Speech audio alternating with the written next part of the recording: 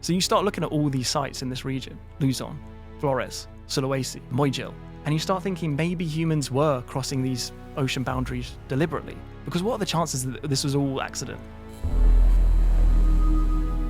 And I always found the start of civilization such an arbitrary line that someone had invented. There is no line of when civilization began. It's just what people have decided that's when civilization began.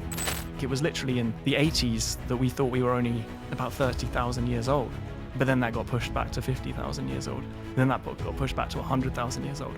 Then that got pushed back to 200,000 years old. And then in 2017, with the discovery of the Jebel Irhoud remains in Morocco, it got pushed back to 300,000 years old. Massive waves like this, or asteroid impacts, or supervolcanoes, why would that not have the potential to just completely destroy an ancient culture and crucially wipe the record clean that they ever existed? The genetic bottleneck is really weird. It seems to be just like constant warfare between people and just all the men just being slaughtered. What if Northern Africa was populated? What if it wasn't desert and the climate changed? It started to turn to desert and all of these people had to leave and they just went in and started this war because their area was being impacted by climate change.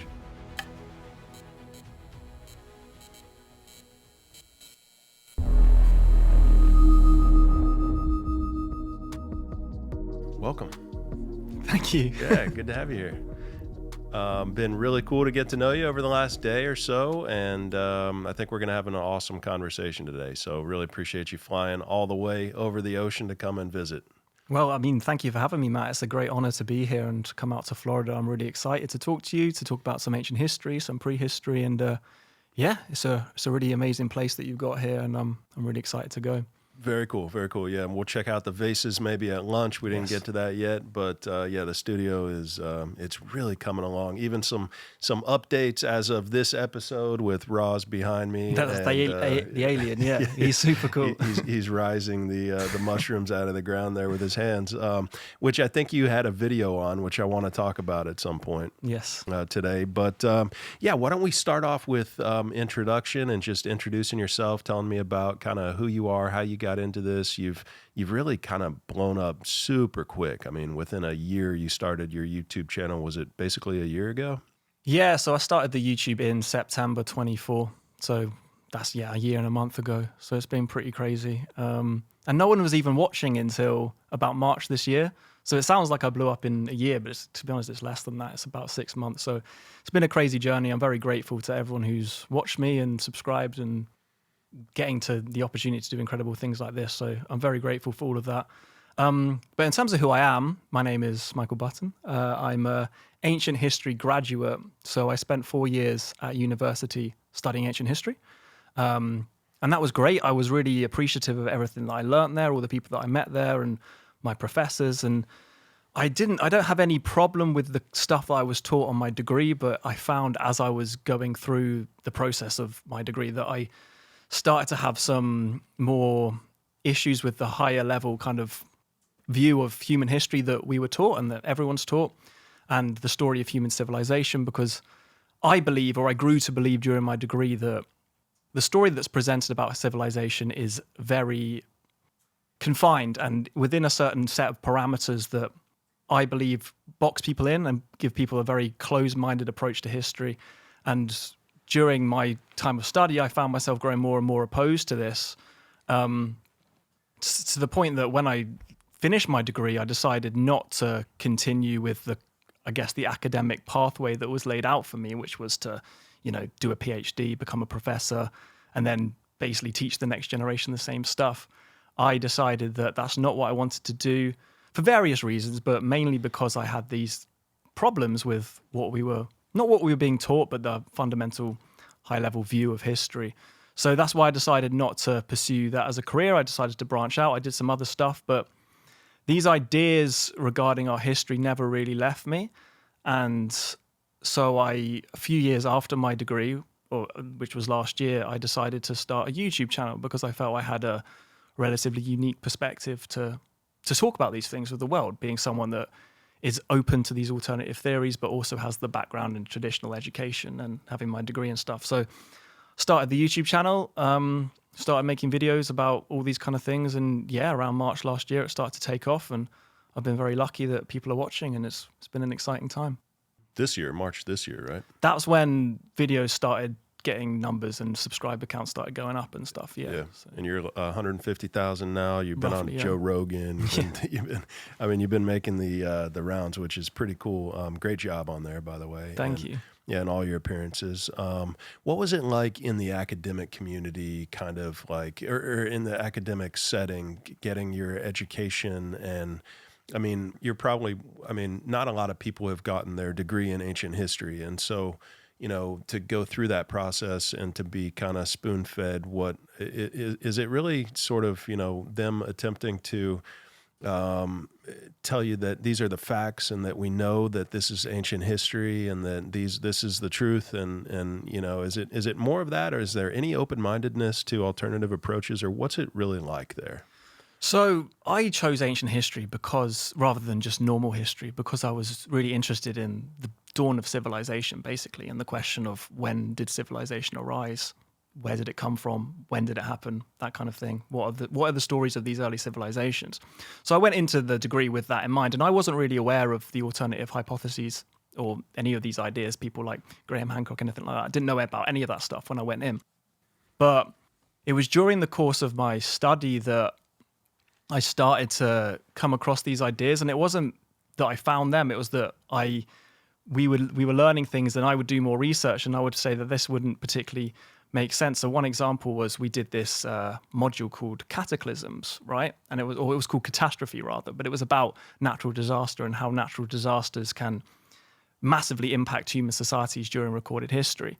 And one case study that we were presented was something called the Bronze Age collapse, which I'm not sure if you know about the late Bronze Age collapse, but it's basically when all these civilizations around 1000 BC all came crashing down at the same time. So this is the Minoans, the palaces of Mycenaean Greece, the Egyptian New Kingdom, the Hittite Empire.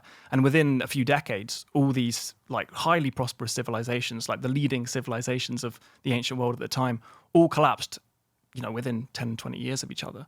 And no one really knew why. That's what really kind of sparked my curiosity. But the theory that we were taught was that it was a kind of chain reaction of basically climatic factors, which led to drought, which led to civil unrest, which led to rebellions, which led to all these, and then trade to disrupt, and they were all so interlinked that this meant that all these civilizations came crashing down. And the theory that we were taught was it's because it was a tiny climate change, which led to the drought, et cetera, et cetera.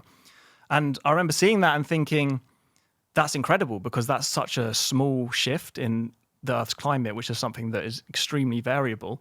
And the fact that that's led to all these civilizations collapsing is a really interesting thing. And the fact that we don't really know why it occurred is a really interesting thing. And then, so I kind of dived deeper into that because I was so fascinated by it.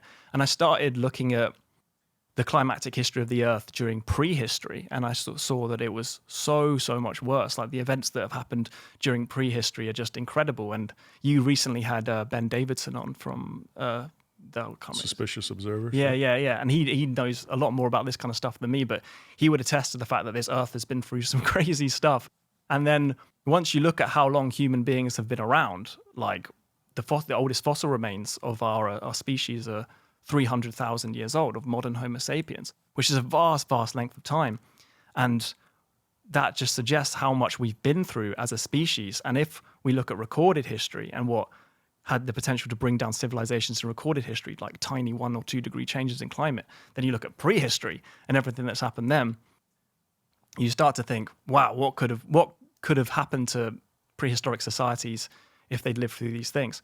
So that's what kind of set off the spark in my mind to start thinking about this stuff from a slightly alternative perspective. In terms of your question, what was it like? What was the kind of culture like of academia? It was more that we didn't really touch those questions. I think that was more the problem that I had. It was kind of like, this course starts with the invention of writing. This course starts with ancient Sumer, effectively. And everything before then, we don't cover. And I was kind of annoyed by that. Since then, I've kind of learned that if I wanted to do that stuff, I should have taken archaeology, which is a slightly different degree, but I still found it weird that we couldn't discuss, or not that we couldn't discuss, but it wasn't on the syllabus. We wouldn't talk about anything that was in the build-up to the start of civilization. And I always found the start of civilization such an arbitrary line that someone had invented that there is no line of when civilization began. It's just what people have decided that's when civilization began. So I felt the fact that we wouldn't discuss things before, ancient Sumer. We wouldn't discuss how we got to ancient Sumer, to be quite frustrating. And then, so I would, for example, like an anecdote, I learned about Göbekli Tepe during the period of my course. And so I didn't bring, but I spoke about Göbekli Tepe in a seminar, and I was like, can we talk about this? Because I think this is a fascinating site regarding, the story of civilization and how old and complex could civilization really be. Can we discuss this as a question of maybe civilization is older? And no one was interested in talking about it. I was told that it wasn't on the syllabus, it wasn't relevant to the course, and so we shouldn't talk about it. And I didn't push it. I wasn't there like, we got to talk about Göbekli Tepe, So it's not like people were suppressing me. And as I said, I have great respect for the people that were there and taught me. It was more that the syllabus and what we were learning about wouldn't go outside those lines, those boxes. And as someone studying an ancient history degree, I felt like I was in a place that should be discussing these questions, even if strictly, technically speaking, maybe that's an archaeology degree. I still feel like that should be a place for discussion. But it wasn't really, we didn't talk about that kind of stuff. And that kind of frustrated me. And it was that, and among other things, led to me branching out. And I don't think that anyone else on my course viewed history in the same way as me. I think everyone kind of stuck to the same mindset, and that's fine because that's what we're being taught to think about. But yeah, the culture was very much, this is fact, this is what we've learned, this is what you guys are now going to learn, and then when you grow up, do your PhDs and become us, you will then teach the same thing to the next generation. And I didn't really enjoy that mindset. I felt I wanted to challenge it a little bit, and so that's why I didn't progress with that career, and instead eventually decided to do my own thing, and that's what I'm doing now. Very cool, very cool. What's it like today as you've branched off from that? You see kind of the flaws and the limitations, the self-limitations that people are putting on themselves by kind of, staying just in that lane and not really talking about some of the other possibilities for human history. You're taking some flack online, right? I mean, on X, everybody takes it on X, of course. It can be a pretty toxic platform, but what has that been like to deal with some of the, and what's happened? Like, what have people said, and kind of, what's that whole situation like with you catching a lot of stuff? Because, and you got to think that you're over the target when you are catching stuff from people like, Flint or whoever, that, is, you got to think that you're a threat to a lot of the current narrative just by speaking, by exploring some of these topics. So what's that been like for you? Yeah, so I mean, I think my whole view on history, almost my worldview, comes from a place of we don't know. We don't know what happened in the deep, deep past. I'm not talking about history in general. I'm not really talking about recorded history, because once the invention of writing comes, we do know some stuff. And then obviously the closer and closer you get to the modern day, the more and more we know. But when you start talking about the really ancient stuff, before the invention of writing, before the dawn of civilization, and then much further back into prehistory, especially once you start going back to 100,000 years ago or 200,000 years ago, we have such limited evidence. It's a tiny sliver, and we construct these narratives from that tiny amount of evidence. And that's fine, because that's all we can do. But what I don't understand is why alternative views on these tiny bits of evidence, using the same evidence, but perhaps putting forward a slightly different point of view, slightly different perspective, I don't understand why that is so shunned upon. I don't understand, as you're alluding to, why someone like me is attacked on. And I know this is probably just a feature of X and social media, but I do get attacked a lot and called a pseudoscientist or a grifter or worse things than that, like swear words, people being quite rude to me simply because I look at the evidence and I say, well, maybe it suggests this, or maybe it suggests this. And I don't understand why people have such a visceral reaction to that, because I try to keep everything I do very much grounded in the little amount of evidence we have. If you watch any of my videos, I do that. I source all the papers I talk about. I put these papers on screen. I cite all the evidence that I put forward, and I just put forward maybe a slightly different point of view on some things than is the mainstream accepted position. And I don't understand why we have to kind of box ourselves in this way because, as I said, fundamentally, no one really knows what happened in the deep, deep, deep past. We're all guessing. So I have no problem with the mainstream theory as a theory. I have a problem when it's presented as truth and it can't be disputed in any way because no one knows. And so, yeah, for example, when I was speaking about the recent human skull that was discovered in China last month in October, I think, or September, recently, I literally just posted that article and I quoted directly from the scientists from the Natural History Museum and the BBC News article that I sourced it from. And yeah, there you go. That's the article. And I literally quoted, I copied and pasted. I didn't even just quote. I literally copied and pasted a couple of lines from this article and posted it on X. And I had people like Flint Dibble calling me a liar, a grifter, a pseudoscientist.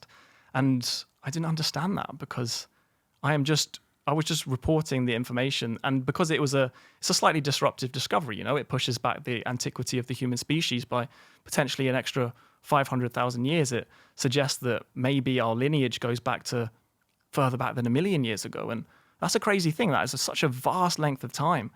But I think people like Flint Dibble and others, and I don't want to just talk about him, but he's just quite a prominent example of someone who attacks me.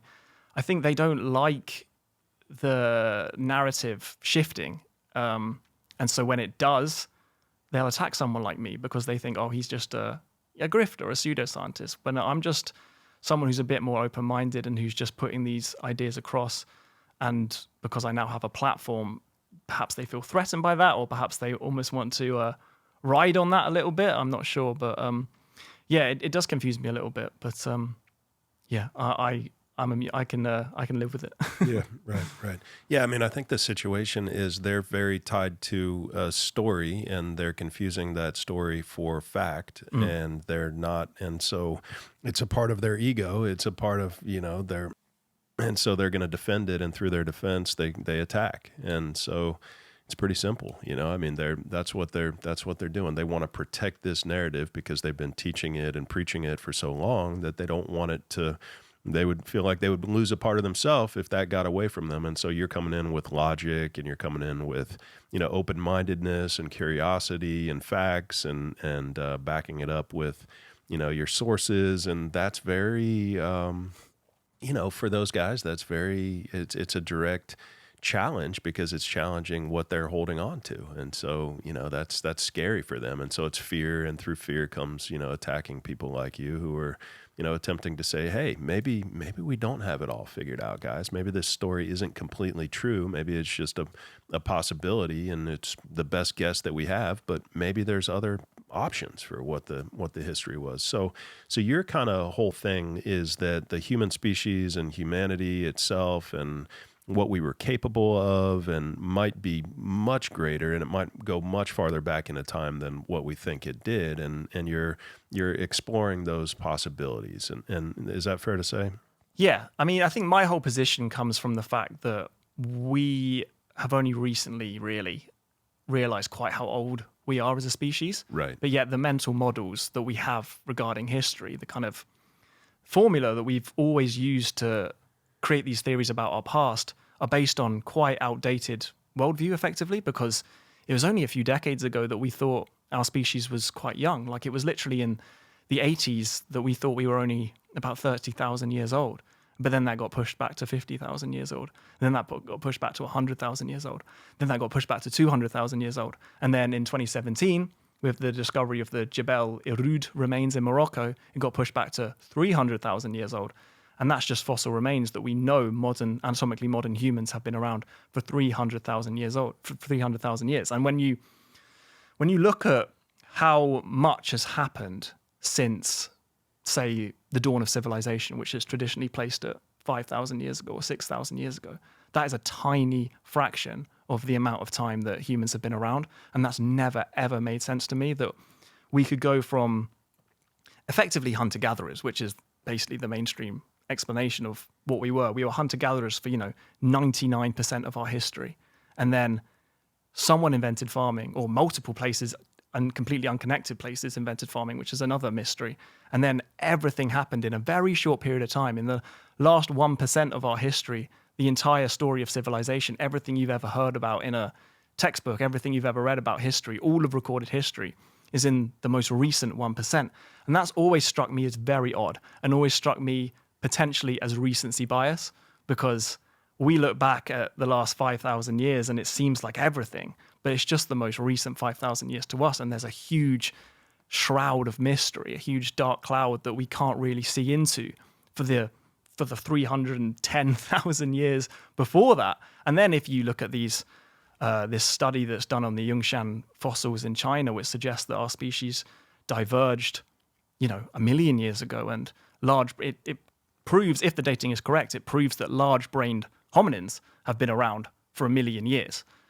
So like Denisovans, Neanderthals, Homo sapiens. And so my kind of perspective on it is, what are the implications of a mind like ours, a large-brained human capable of culture, capable of, sophisticated reasoning, capable of doing things for the best part of 1 million years, maybe longer?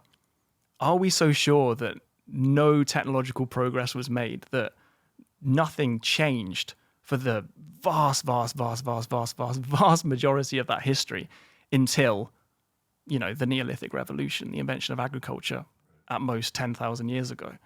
No, that's crazy, you pseudoscientist. Exactly. It doesn't make any sense. It doesn't make sense. And it's not just agriculture, it's pyramids, it's megalithic stonework. It's like, I mean, there's a dozen things that kind of all just appear at the same time around the earth. And it's like, well, why? Well, how? And you're talking 300,000 years. You got to you got to think about that's the youngest age for modern Homo sapiens. So it's like that could be, so call it 500,000 years, just to make some random guess, and that's probably on the short end. But with 300,000 being the absolute minimum, I think we can safely say 500,000 would be a reasonable assumption. 5,000 years, you're talking 1%. Yeah. 1% of the total timeline of humanity. And that's kind of what we're studying. And we're attributing everything that we see out there to this 1% in time, even though for 99+% more time, we were capable of all of these things. We had just as much cognitive ability. So yeah, I'm with you. It's crazy that we're closed-minded to exploring these topics. Yeah. And then you get to the preservation problem, which is, what would we realistically expect to survive from, say, if a human culture flourished? I always use the Eemian warm period as an example. So just to kind of outline the traditional view of why civilization developed when it did is because of the climate, right? So because of the Holocene, which started about 11,000 years ago, that the warm, stable conditions from the Holocene led to agriculture, led to civilization, etc., etc., etc. But I always pose the question, well, if that's the story, if it was the warm conditions, the stable conditions of the Holocene that led to civilization developing, what about all the other warm periods that have happened throughout what we now know is the stretch of human history? Because I don't think this model has been updated since we've realized how old our species really is. Because it made sense, right? If we were only 50,000 years old, it was like, okay, Ice Age, and then we get to 11,000 years ago, it gets warm.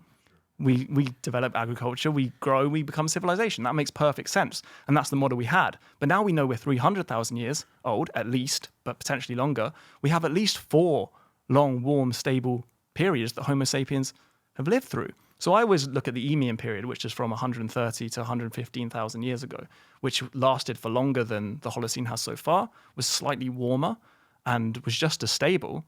And think, we'd already been around for, and the conservative estimate, best part of 200,000 years by that point as an anatomically modern species. What's to say we couldn't have developed extremely sophisticated culture at this time, and then it got wiped out, or it just collapsed because it's such a vast amount of time since then, 120,000 years or whatever. What would we realistically expect to see that would exist, like that would be able to be identifiable as archaeological remains from that long ago? It's extremely unlikely. And if you did see it, you wouldn't automatically assume it was human. Like if it was just the remnants of some, because the most likely thing to survive is stone, right? Nothing else is going to survive. So maybe you'd see some stone, but you would assume, no way is that going to be a human-made thing from 120,000 years ago. And then you look at the things that humans most likely were using, which is kind of organic materials that they found in their environment, like wood or hide or plant remains or anything to create, some kind of a settlement or, civilization. I hesitate to use that term because, that's what gets you a lot of heat. But a very sophisticated human culture, in my view, could have easily flourished in the Eemian period. And we wouldn't see any evidence of it 10,000 years after, let alone 120,000 years after. So that's kind of the perspective that I come at all these things from. It's like we don't, there's no way we'd really know what could have happened that far in the future. And then you go back to all the other warm periods, and then there's one like 200,000 years ago, and another one about 250,000 years ago, and then one around 300,000 years ago. And then if you go back to like a million years where we potentially diverged, there's something like 11 long and stable warm periods. So there's so much time that things could have happened in. And I think it would be tough for us to see today any remains of that. So that's kind of where I come at everything from. Very cool. Very cool. Yeah. So I know that you've done a handful of podcasts. Obviously, you've been on Rogan. You've done a couple of others. You're going on Dorian after this one. So I was hoping to kind of focus maybe on some things that you haven't really talked about yet on other podcasts, or you won't be talking about yet. So, I mean, maybe we kick off with kind of, love getting your worldview that we kind of just got and your overall overarching view of history and the possibilities there. And then maybe touch on some of the bigger topics that you see that you're super interested in right now. But then from there, kind of jump off into some topics and ask you some questions about stuff that you just haven't covered yet and you haven't discussed yet. And, I think like, we can talk about what that might be, when we get there, and it'll flow naturally. But like, UAP and Mars and the moon and, like a lot of that stuff, I think under the ocean kind of stuff, I think is stuff that people might want to hear your opinion on. And the good thing about having you on as a guest so early, although your career has been skyrocketing in the last 6 months, the good thing is that you probably have a lot of other interests that you just haven't been able to make videos about yet. So I think that could be a cool way to kind of make this episode into something special and unique. So, but first, prior to getting to that, I mean, I've heard you talk about about lost civilizations potentially beneath the Sahara, within the Amazon, Göbekli Tepe potentially being a part of that. I think you even said under the oceans potentially. I think I heard you talk about at one point. What's the most interesting out of those, and where you think that the best evidence might be hidden right now of ancient lost civilizations? Yeah, so if we take the sea level one, so that's something that I don't think we'll ever be able to find anything for. But I think the fact that the sea levels have changed so drastically, and the fact that human beings have always lived by the sea for various reasons, for trade, for resources, for irrigation, for many reasons, humans have always settled by the sea, and we still see that today. I mean, we're by the sea right now. So many of our major cities are by the sea for obvious reasons. So humans have always lived by the sea. But then if you look at the fluctuations of sea level throughout history, it's changed so drastically. And it's like sea levels, coastlines receding by hundreds and hundreds of kilometers and then back out again by hundreds and hundreds of kilometers. And you think, what could have existed that would have just been completely erased by that? And so that's something that we'll probably never find, but it's something I always think about because of that point, because of the fact we always have built by the sea, and yet the sea has changed so drastically, then that's probably something that could easily have been lost, and there must have been so much that we have lost that would have been based in those locations. So I always find that very interesting, but obviously that's probably always going to be hypothetical, or at least, I mean, we could find stuff under the sea, but I don't think, I think it's unlikely we'll ever find, a fully developed civilization just nicely preserved beneath the sea, because I think it's probably pretty brutal when it comes to erosion. But that's something very interesting. I think somewhere that's more likely that we could actually find tangible evidence is somewhere, as you say, like the Sahara Desert, because the Sahara Desert is fascinating because it was so recently green. The Green Sahara was, it was green for like 9,000 years up until about 4,000 BC, 3,000 BC, which is coincidentally just the time that ancient Egypt arises. And that's never made sense to me. Why would a civilization only develop as the climate got worse? That Right. seems to defy all kind of logic and all what we know about civilizational development. So when you look at the Sahara Desert and you see that this incredible ancient civilization flourished just as the climate, yeah, there you go. So yeah, exactly. And then if you think about the antiquity of the human species, there's been many opportunities for civilization to flourish here. But if we just talk about the most recent time, 9,000 years ago up until, or rather the 9,000 years up until 4,000 BC, it was a completely perfect environment and completely perfect climate for civilization to flourish across the whole region. And then you get ancient Egypt emerging at this point when it flips, and it did flip. It didn't happen over thousands of years. It happened, over a century or something, which is a very rapid shift. And so for the people living there, it must have been a completely catastrophic event. And one of the ideas that I am quite interested in is this idea that perhaps the ancient Egyptians were the kind of remnants of very sophisticated culture of the Green Sahara that then migrated to the last stretch of green that was available to them, which was the Nile River. And then that led to the formation of the Egyptian civilization, or the continuation of potentially an older civilization. So I think the Sahara Desert could hold many, many, many secrets. And when you understand that it's a vast area that's been basically not explored at all using modern archaeological methods, because it's so big and it's so hot and it's so politically unstable and it's so hard to know where to look. There could be so many secrets hidden beneath there, and it's in the perfect place, right? It's right by Mesopotamia, it's right by ancient Egypt, it's right by these cradles of civilization.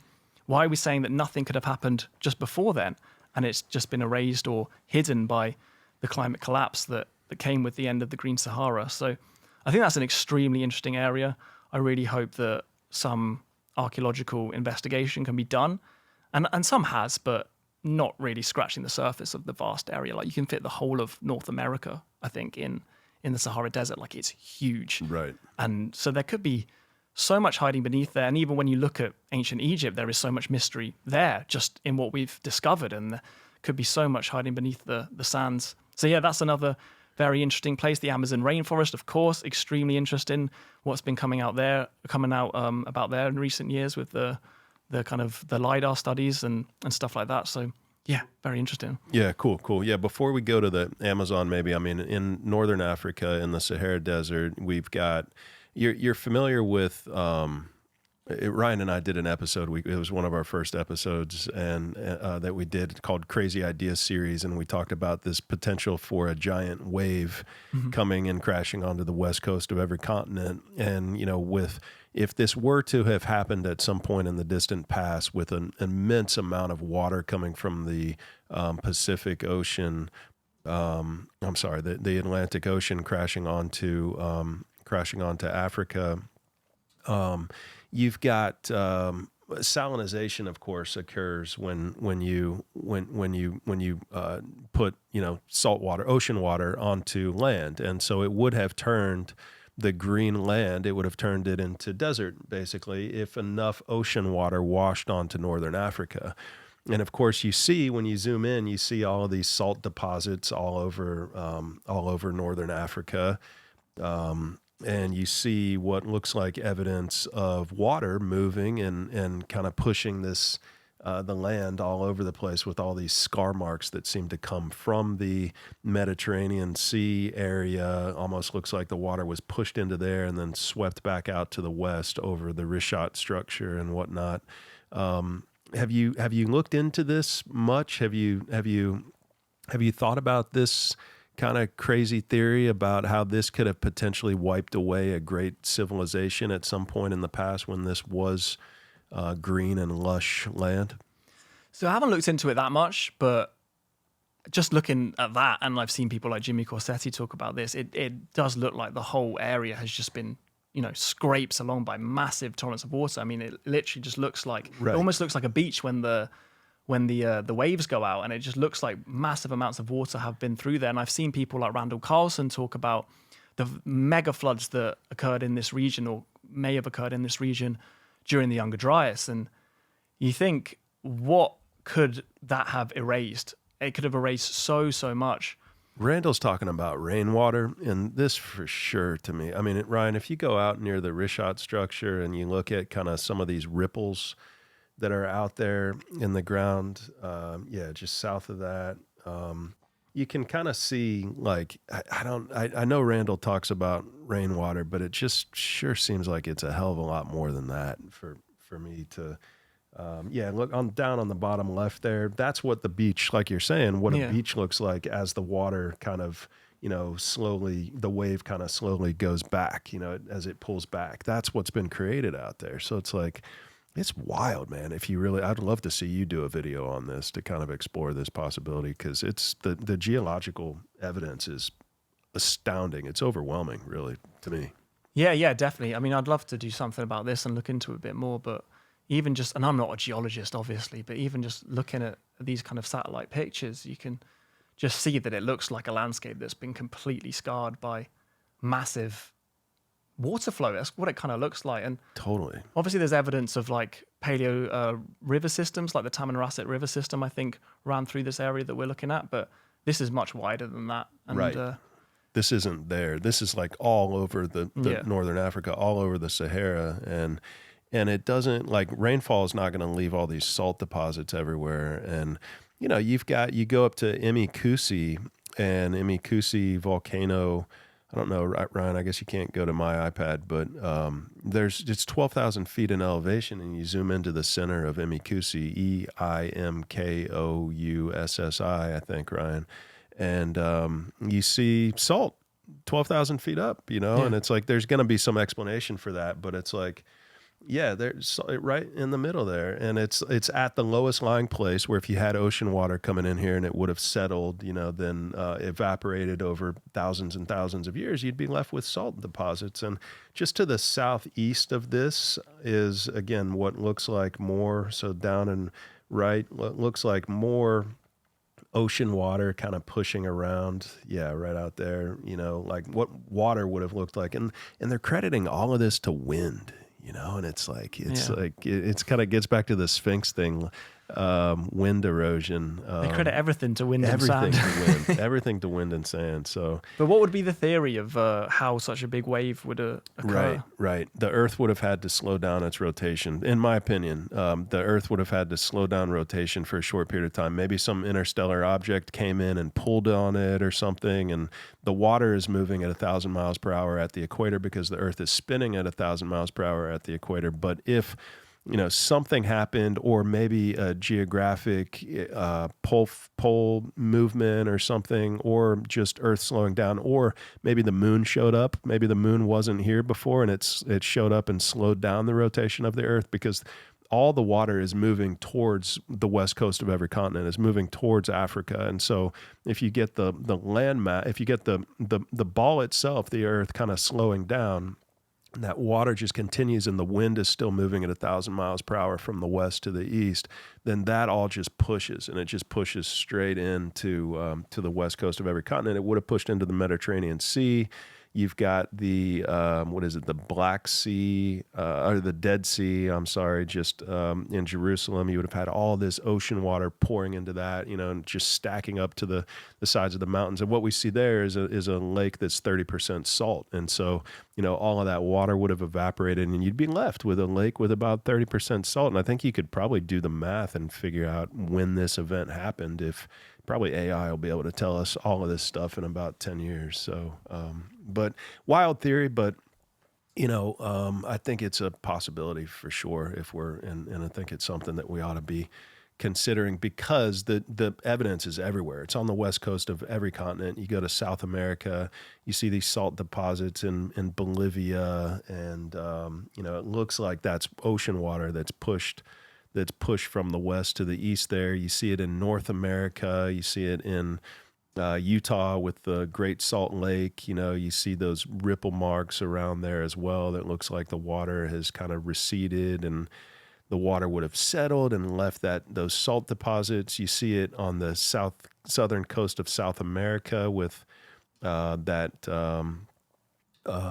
little and salinization everywhere. Anywhere you see the brown, the water would have just pushed over. And you see it right up there on the southern tip of South America, where it looks like the land was pushed from west to east and kind of smeared out to the right. And then this is all kind of smeared out to the right there. So was that connected at one point, and was all this kind of pushed by water? It looks like if you extend that arc right there, what looks like a little thumb, it just goes all the way around South America, or around Antarctica, which would have happened. It would have been a circle going around the southern geographic pole.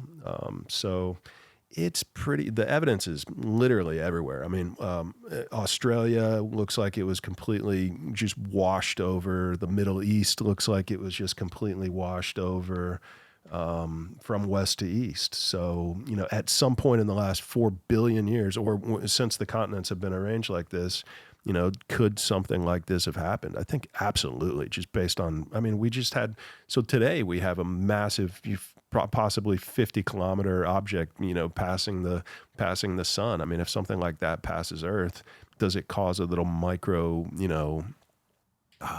I think and all the theories and all this geological evidence was developed before Google Earth, before people could really look at the sum of the whole Earth, and, kind of like there. So people are out in little spots on the ground trying to draw geological conclusions about our ancient history, as opposed to now we've got the ability to look and say, hey, there's some consistencies that exist all around the Earth. Maybe we ought to think about, some alternative possibilities as to what might have happened in the ancient past. So.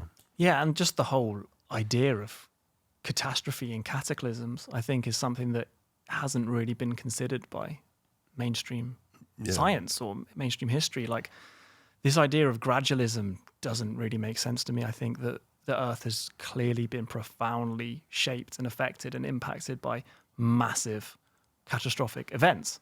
And then again, coming back to how long we've been around, we've clearly lived through some of these. And whether it be like massive waves like this, or asteroid impacts, or super volcanoes, or anything, there's so many things that have massively impacted the Earth. And why would that not have the potential to just completely both destroy an ancient culture and, crucially, wipe the record clean that they ever existed? And I think that's something that's not really considered by mainstream science. I think we just kind of think that the Earth's always been stable and warm because we've lived in this stable and warm period. We've lived in the Holocene for the entirety of recorded history. So we've always traditionally thought, the Earth's always been this Garden of Eden, this lovely, stable place where we've existed. But it's not been like that. And recent decades in climate science have shown that the Earth's been through crazy, crazy things while we've been around. And yeah, I think that's something that should be considered when we're looking at, the possibility of ancient civilizations, the possibility of human culture flourishing in the deep past and then being wiped out, and then the evidence being erased. Because I think that's not just possible, I think it's likely when you look at the evidence and you look at the history of the Earth and you look at what this planet has been through and probably will be through. And that's another point. It's like the Holocene's been going on for, 12,000 years already. And so maybe we have a few thousand years, but at some point, something's going to happen again. At some point, the temperature's going to plunge again. At some point, we're going to go back into another glacial period. And what does our society look like then? I mean, if we're still around in 1,000 years or whatever, when something like that happens, I mean, it could happen at any time, because these warm periods usually last anywhere between 10 and 15, 16,000 years. So we're already over the threshold where it could happen. We could crash back down into glacial conditions, or some catastrophe could happen at any time. A supervolcano could erupt. We could be hit by a massive asteroid. And I'm not sure what would happen to our society, but I don't think it would be good. And I'm not even sure how much would be left of our society if it did collapse in 100,000 years. I'm not sure what we'd be able to see. Yeah, for sure.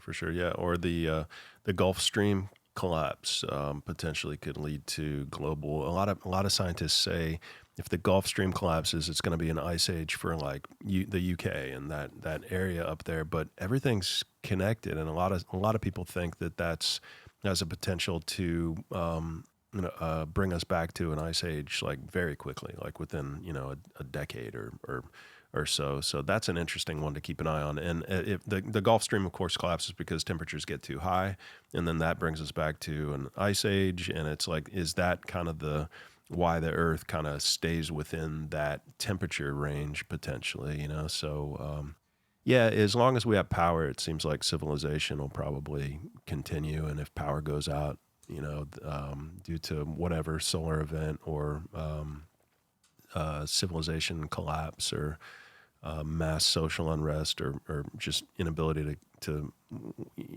maintenance it or whatever due to a lack of resources, then we should be okay. We should be okay as long as we have power, it seems like. But what about seafaring? So ancient seafaring, and what do we know about that in terms of like looking back into the past? I know this was a big Flint dibble, and Graham Hancock kind of got into this a little bit, and Flint was just straight up spreading disinformation about kind of what we actually know about maritime archaeology and how far back that goes. What's some of the most mind blowing stuff that's on your mind about humans transnavigating oceans in the ancient past?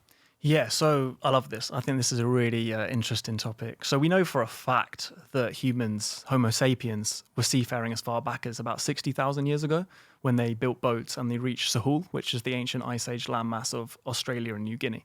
So we know that humans got there by boat.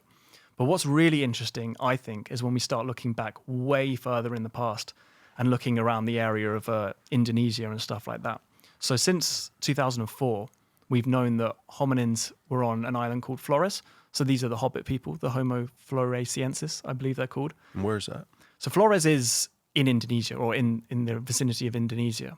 And why it's interesting is because it's been separated from the mainland Asia by deep ocean channels for, like 40 million years or something. I'm not sure the exact date, but for a long, long time.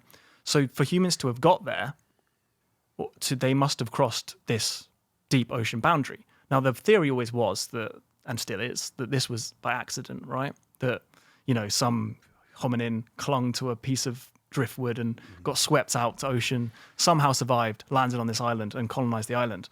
But then we discovered, and it sounds pretty crazy, right? But that's always been the theory. And it's possible because animals exist there too. And they've been they didn't build boats, so they've been swept there. So it's possible. This happens in nature. So yeah, there's Flores. But then we discovered, so we know there was humans there, the Homo florensis, Hobbit people. But then they discovered some tools on Luzon, which is a bit further north, Ryan, if you kind of, keep going up. And this would have been above water. It's there, Philippines. Prior to the Younger Dryas time period where we see this light-colored blue, that would have been above the water, right? Yeah, but the deep ocean channel in between, so these crucially all sit east of the Wallace Line, which is a biogeographic boundary that is extremely deep, and even at the lowest sea levels of the ice ages, these have always been separate. So these have been islands for way longer than humans have been a thing, any type of human. Yep. So we then found that there were tools on Luzon, and these are potentially Homo erectus, but no one's sure. So that's another island that humans have reached somehow. And again, the theory is it was accident. But then in August this year, last month, Nature published an article about Sulawesi, which is another island in the vicinity, and they discovered that there were human tools found there from even older. So this is something like, I think the date is 1.04 million years to 1.4 million years ago. So extremely, extremely old, even older than Flores. And they found human tools there. And again, it's east of the Makassar Strait. It's east of the Wallace Line. It's always been a stretch of at least 100 kilometers of deep open ocean for humans to cross. And the argument I made in a video was that, okay, Flores, maybe it was an accident. Okay, Flores and Luzon, maybe it was an accident. But then we get Flores, Luzon, and Sulawesi. And at what point does coincidence start to become behavior? At what point do we see all these islands that all have been separated by deep ocean channels, by vast stretches of ocean? And at what time do we start to think that maybe this was deliberate action by these ancient humans? What time do we think that maybe they had the cognitive capacity and the planning and the foresight and the imagination to build rafts and to head out for the open horizon and to reach these islands? Because maybe once or twice it's coincidence, but 3 separate islands in the region, all very distant from each other, in my opinion, it starts to look like behavior. And then you start thinking about, well, if they could have reached this far, then where else could they have reached? Could they have potentially reached Australia and Sahul? And then you look at some of the sites in Australia, like there's a really interesting site in Australia called Moigill, I think it's pronounced, which is a very controversial site. But some archaeologists think that they found hearths and little shells that look like they've been crafted by human hands. But this site's 125,000 years ago, 1,000 years old. So it's more than double the age that Homo sapiens were thought to have reached Australia. But these scientists say that the evidence supports a cultural origin over a natural origin. They think it looks like human hands that did this, but they don't have definitive proof. They can't fully prove it, but it looks like humans were in Australia 125,000 years ago. And if they did that, then they had to have got there by boats. So you start looking at all these sites in this region, Luzon, Flores, Sulawesi, Moigill, and you start thinking maybe humans were crossing these ocean boundaries deliberately. Because what are the chances that this was all accident? That these humans, to get washed out to sea and then to survive in the scorching tropical sun and then to survive in a large enough group to become a breeding population and to colonize these islands with enough people and then to survive for, hundreds of thousands of years, because these islands stayed continually habited for ages. Like Homo floresiensis overlapped with Homo sapiens. Like they were there for so long. So what are the chances of people being washed out to sea, clinging to a bit of driftwood in like a massive tsunami, and then somehow surviving in a large enough population to then populate the island? I mean, okay, maybe it could happen once, but twice or 3 times? In my view, it starts to look like behavior. It starts to look like ancient humans were sophisticated enough to build rafts, to seafare, to cross hundreds of kilometers of, or maybe not hundreds of kilometers, but up to 100 kilometers of open ocean, up to 1 million years ago. And I think that's such a drastic shift to the idea that we've always had, which is that other human species weren't intelligent enough to do this, that no one did this until sapiens showed up around 50,000 years ago. And then suddenly you stretch that out to more than 1 million years ago. And you start to think, wow, like humans potentially have been building boats, crossing oceans, dreaming, thinking about the horizon and doing these things for 1 million years or more. And then you think, where else could we have got to? What other places could we have colonized? How deep is the history of Australia? And I think it's a really interesting thing to consider. And I think the evidence is starting to stack up now that we have this Sulawesi evidence of human sea crossing from, 1.4 million years ago. It all starts to come together. And I think it's a picture is starting to emerge that humans have been doing this deliberately for a very long time. Yeah. So, wow, well said. And so for all of that to be an accident and just a complete coincidence, seems like almost zero, maybe almost a zero possibility of that. But that is literally the what we're taught, right? I mean, that's the story, that it was just a complete random by chance that some people got there. And I'm assuming that we didn't think that people were even there when the story, the narrative was developed, right? Then when we found the tools, it was like, okay, now we need to figure out a way to make this fit into the pre-existing narrative to keep the story going. Is that basically it? I think so. I mean, I think because it is quite revolutionary to think that, ancient human species were smart enough to build boats and then cross the ocean and get there and survive and colonize an island. I think that's quite paradigm shifting, because we always, because that didn't fit into, because we thought that humans were 50,000 years, so that narrative right there didn't fit into it. So now it's like, okay, how do we combine what we know but not lose our entire story of human history? Because now humans are 300,000 years minimum, so now we've got to fit these two things together. Is that pretty much right? Exactly. Yeah. And I mean, the kind of the theory of, swept out to sea, somehow survive and end up colonizing the island, like, it's possible, right? It's possible. And it did happen to animals. Like, you have species on those islands, but not very many. That's the thing. And lots of them are birds, and birds can fly. But there's not very many animals that are on those islands, and they're very isolated. They like grow up in weird ways. You have like the dwarf elephants and stuff like that. Like, there's not very many animals there. And there isn't animals that populate all these islands, except for humans. And so in my mind, that suggests that humans didn't accidentally reach all these islands. They did it deliberately. And I think that's really interesting and is further evidence of, really sophisticated behavior way back into the deep past, over 1 million years ago. And then that buys into the whole thing about, ancient human culture, if we were capable of that a million years ago, capable of building boats, of navigating, of surviving, of dreaming, then what else were we capable of? And it's another piece of the puzzle. It's another thing that points to really ancient human sophistication. And yeah, I find that fascinating. And yeah, I recommend, self-plug, but I recommend people to check out my my video on Sulawesi because yeah, I think it's a good one. Cool. So what were the tools that were found? Not particularly sophisticated tools, Yeah. just like your standard flint knapping kind of stone tools. But then it gets back to like what else would survive, you know? And then Sulawesi is really interesting because we have these massive megaliths there, like really big megaliths that no one knows how old they are and no one knows who constructed them.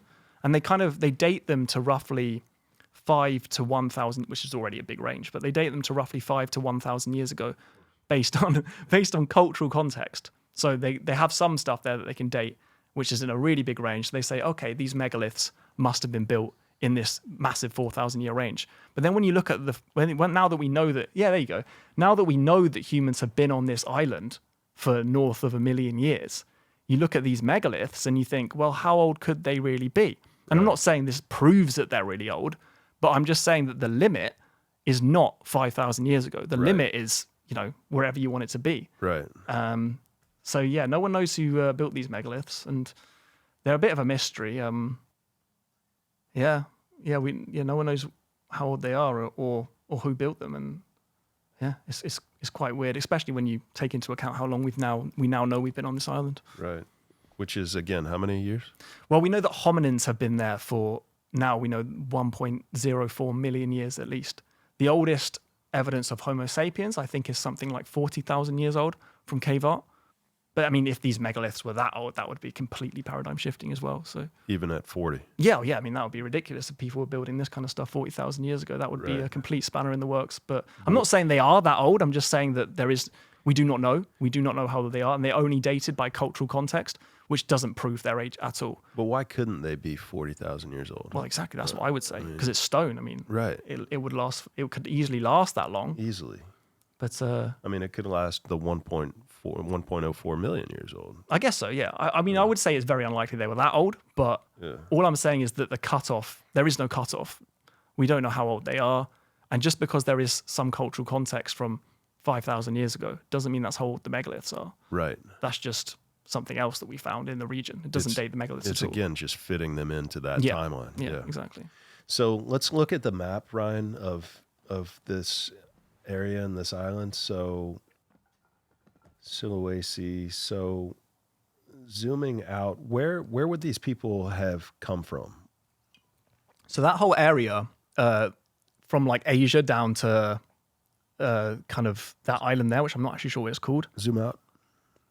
So the whole area down to that big island, which I can't remember the name of, that was all an ice age landmass, as you can see from like the light blue. It's Papua New Guinea, or it's not that one. Sorry, to the left. Sorry, Ryan. That island there, the Kalimantan. So from there all the way up to Asia was a big ice age landmass, but the line in between that island and Sulawesi, that's always been a channel, and that's where we find Flores, we find Sulawesi, and we find Luzon, all to the east of that line. So that's always been a deep ocean channel for something like 40 million years. So there's always been that big barrier, but humans are on all those islands, and then potentially also on Australia and Sahul as well. So there is an ocean gap that has been passed somehow by accident or deliberate.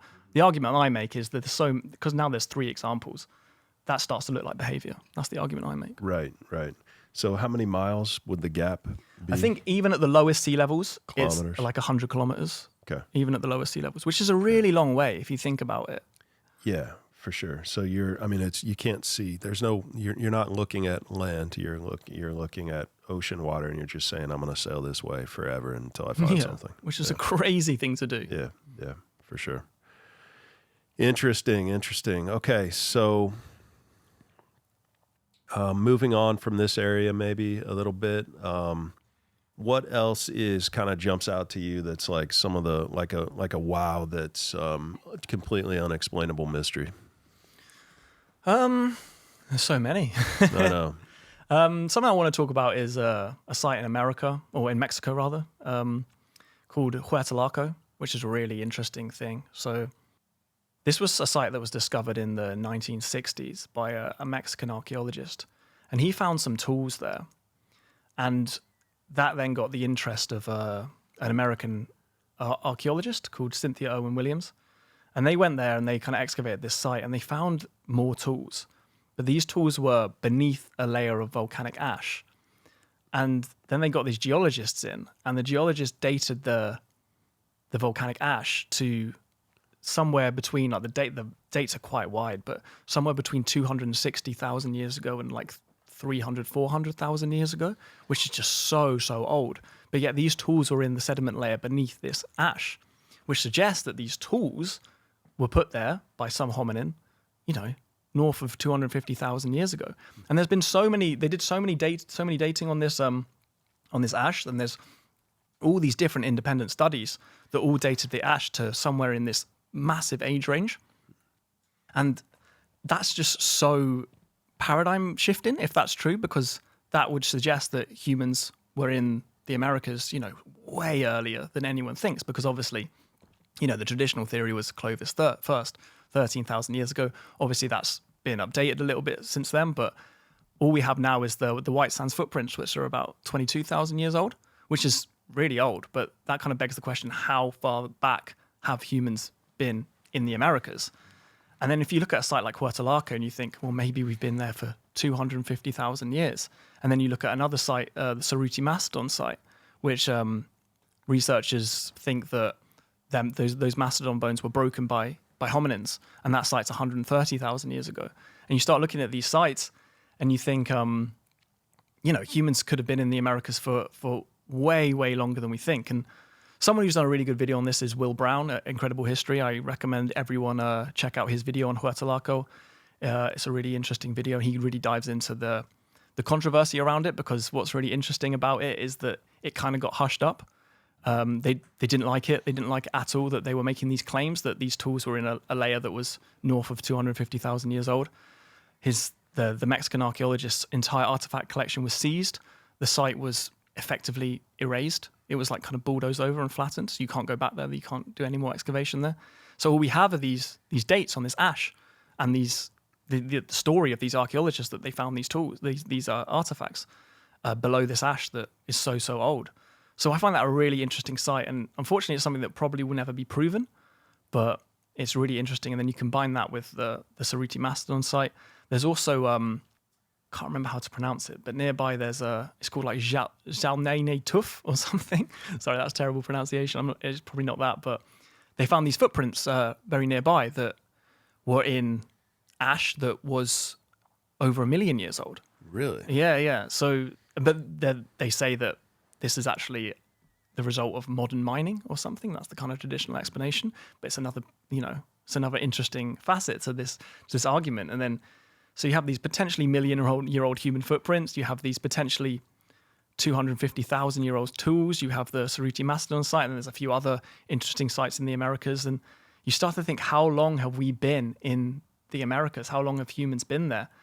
And I think the kind of breakdown of the Clovis first theory just blew that question wide open, because now we have no idea. We have literally no idea how long humans have been in the Americas, and it could be anything. And I find that really interesting. And then that ties into the kind of the Amazon and how long people have been there. And yeah, it's a fascinating thing. It is. And it's like, yeah, it's just like, why can't we say we have no idea? Yeah. Why do we have to put a date on it? Like, they've only been here since 13,000 years ago, or since whatever, 22,000 years ago. It's like, we really don't know. And like, everybody's afraid to say that, it seems like. Yeah. And Huertalaco is just so fascinating, because all this dating, and this is proper scientific dating done by like actual scientists, geologists, and they're all like, yeah, this ash is 250 to 380,000 years old. These tools were found undisturbed below this layer.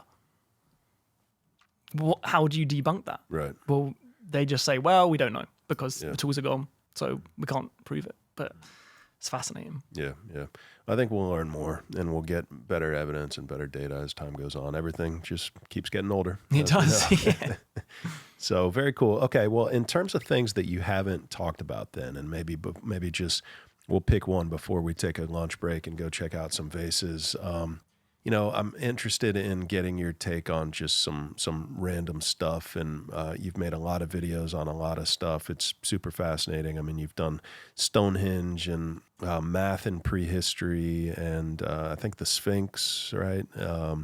Giants. Well, giants were probably real. You think giants were probably existed? Well, I just look at the Flores people when I look at, so you have like island dwarfism, you also have island gigantism. I think why couldn't there have been like giant, not necessarily humans, but some kind of giant primate?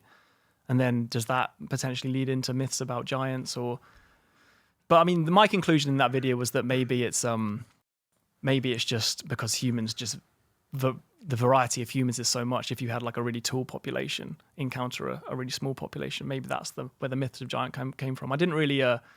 My conclusion was more like we don't know. Maybe this is possible, rather than giants definitely existed. But it's interesting. It is interesting, yeah, for sure. And for me, the Spanish chroniclers writing about giants and writing about everything, but saying that they came across giants when they came to South America was pretty powerful evidence, I thought, and obviously a lot of evidence that hasn't been proven in North America with the Lovelock Cave and whatnot. There's some interesting stuff there.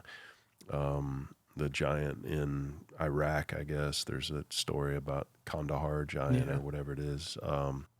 Any thought on? I did a post on X a few months back and it went crazy viral. And then it was like, so if a Denisovan, if just the 3 Denisovan bones that we found so far, if we scaled those and made a full Denisovan skeleton, and proportionately, if we just inserted normal bones and scaled them up by the percentage that they are above a normal human skeleton, if that makes sense, like how tall would this Denisovan be? And the post going crazy. It's got 1 million views, and then all of a sudden somebody flags it as like pseudoscience or whatever. And but people were like, I think it opened a lot of people's eyes about, hey, if all of these Denisovan bones that we've found so far, so the skull, the molar, and the pinky bone are like 30% taller than a modern human, 30% larger than a modern human. And I think the molar is actually like 100% bigger. And so obviously, jaws were much bigger, but this thing would be like over 7 feet tall, and so, but of course what academia says is, we've just found the big bones so far, the rest of it was shorter. And so until we find a long bone, they just automatically revert to the most boring possibility and say, that's the truth. This is the facts. This is the answer. But I think it's I don't know if it's something that you've looked into at all, but Denisovan potentially as that race of giants, or that species of giants that existed, that the Bible talks about, that a lot of people in human history have talked about. I wasn't big into giants until I had Jim Vieira on the show, and so I've kind of become more open to it since talking to him. He's the giant expert of the world, basically. But yeah, he said long before that Chinese skull was Denisovan. He's like, yeah, that's going to be a Denisovan skull as soon as they end up testing it. And that was like, right after it was found. He made that call. But what are your thoughts there on that Denisovan possibility as a species of much taller hominids? Yeah, well, I mean, as you say, we have hardly any fossil remains of Denisovans, but everything we have is big. Look at that, man. Look at that freaking molar, dude. I know, and it just makes you think about how. Yeah, I mean, we have a jawbone, right? And then the Dragon Man skull is thought to be Denisovan, right? It Homo is. longi. We're very similar clad. So my understanding was Denisovan for that. Yeah, I think it's basically the same thing. Yeah, so yeah, I mean, and then you obviously, as you extrapolate out, like how big could they have been? And it's interesting. And it's like humans back then would have been much smaller than humans today. So that human molar on the left is actually much bigger than what a humans back then would have been, 5 feet tall, 5'4", whatever, So, I mean, you're talking about something that looks like a completely different species. To fit that into a skull, I mean, of a modern human, the guy, I mean, it must have had the, like the lady from Alice in Wonderland kind of Yeah. size head, you know? I mean, it'd be crazy. So, yeah, I don't know. It's wild, man. It's wild, yeah. I mean, it's interesting, but and yeah, and then as I say, and if you look at the fact that Hobbit humans existed, and we have, gigantism is a real thing in evolution in nature, why couldn't it apply to primates? I mean, and it does apply to primates. There's can't remember what it's called. Is it Gigantopithecus or something like that, which is a giant ape basically, which was like 8 foot tall or something like that. Right. So why can't it apply to hominins or humans, other human species? I think it's possible. I think it's interesting. And yeah, there's myths all over the world of giant people. So why not? Yeah, why not? Right. Like, and it's not just human species, of course. I mean, if you look at all the megafauna that went extinct during the Younger Dryas, I mean, you're talking about,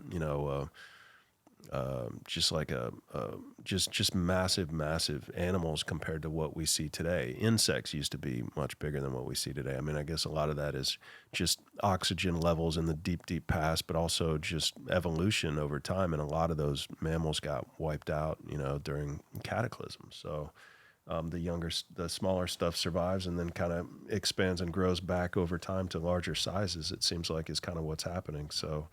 Yeah, it's pretty wild. It's pretty interesting to consider that the giant thing as a actual real possibility in human history. I mean, why not? Why not when you've got all these freaking, what is that thing on the bottom right? It's just glidodonti or whatever. I saw one of those in Peru last year, and it was the size of a small car.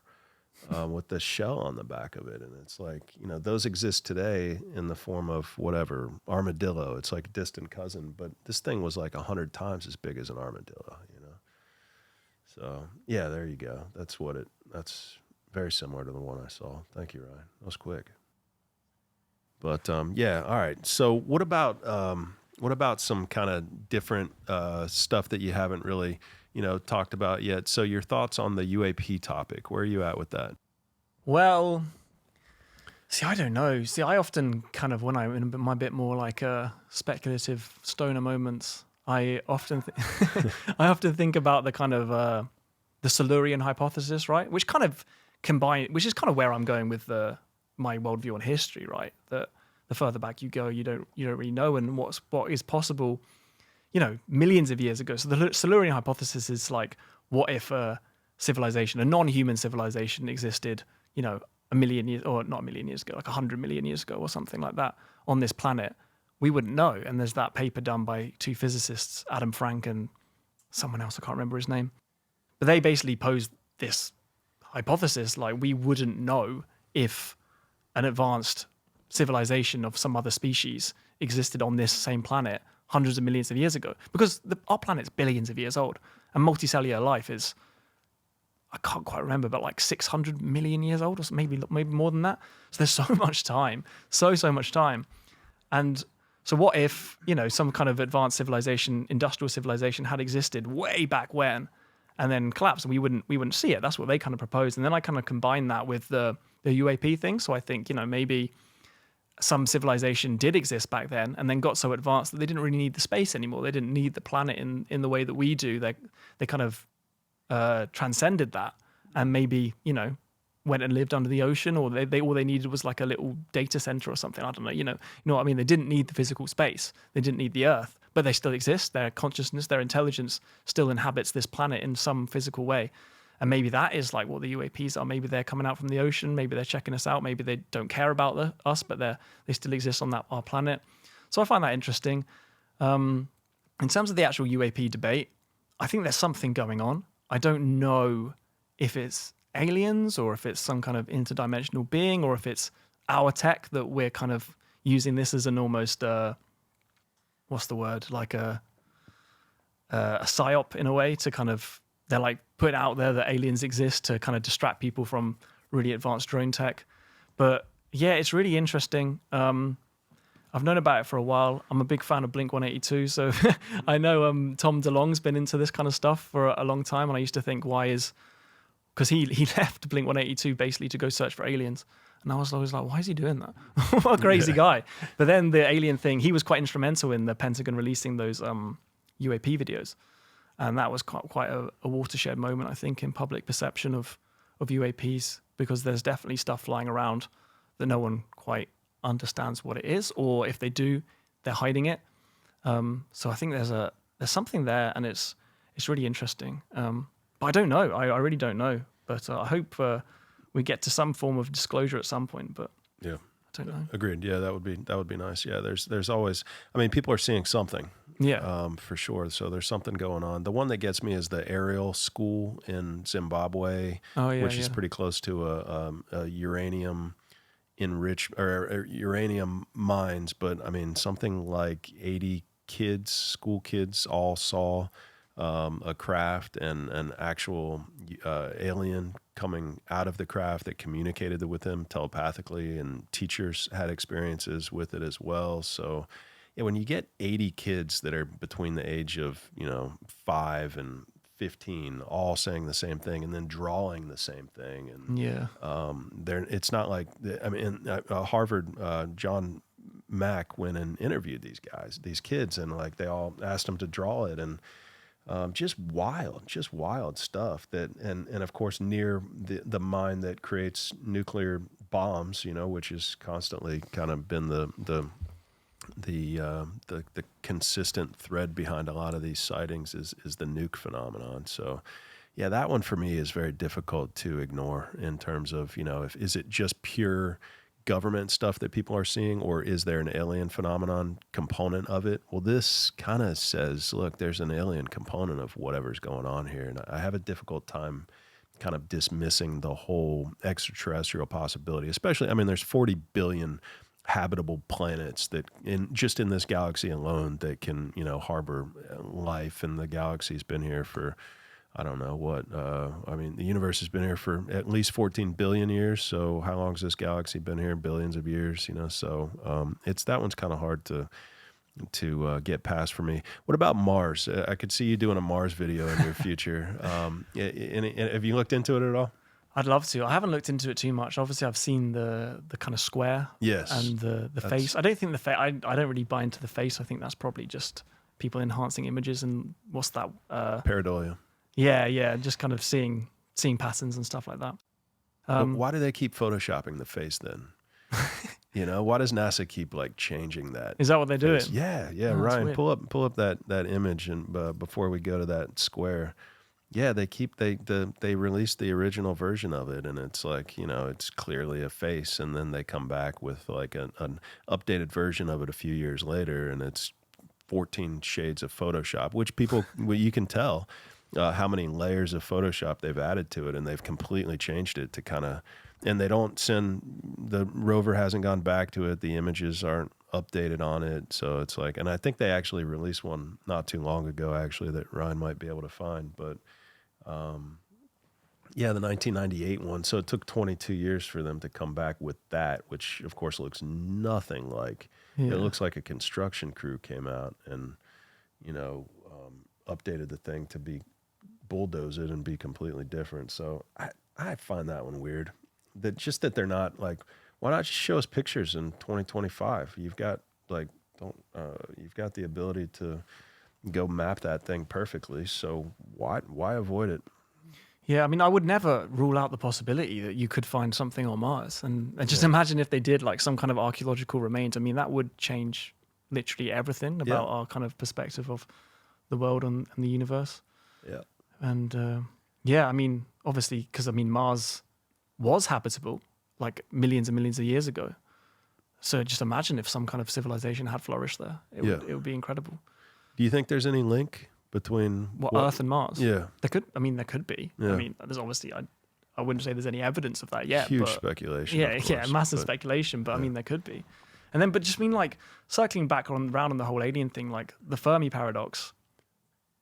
I mean, it doesn't make sense that we don't see aliens out there. So maybe we do. Maybe people have seen aliens and it is hidden, because that would be an answer to the Fermi paradox, right?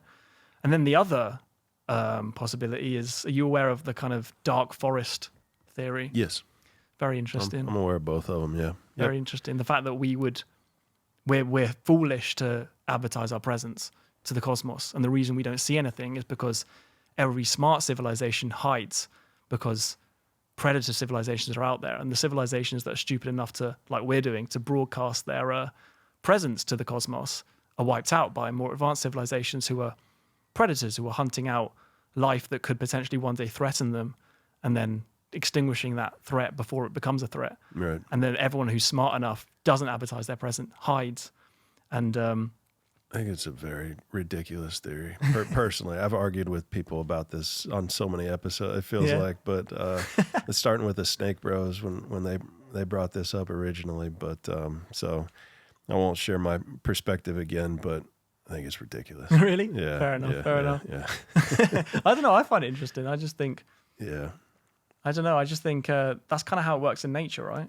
People are In a barbaric, cannibalistic, primitive nature. Yeah. When you've got animals that are hunting for their survival, but when you've got the capability to travel vast distances instantaneously and exit your own planet and intergalactic speed and technology that's far beyond anything that we can comprehend that would look like magic today, you've transcended war and military. I think like Star Wars has kind of put this into our minds that like there's these good guys and these bad guys. But if you're capable, if you've left your planet, then you've transcended war.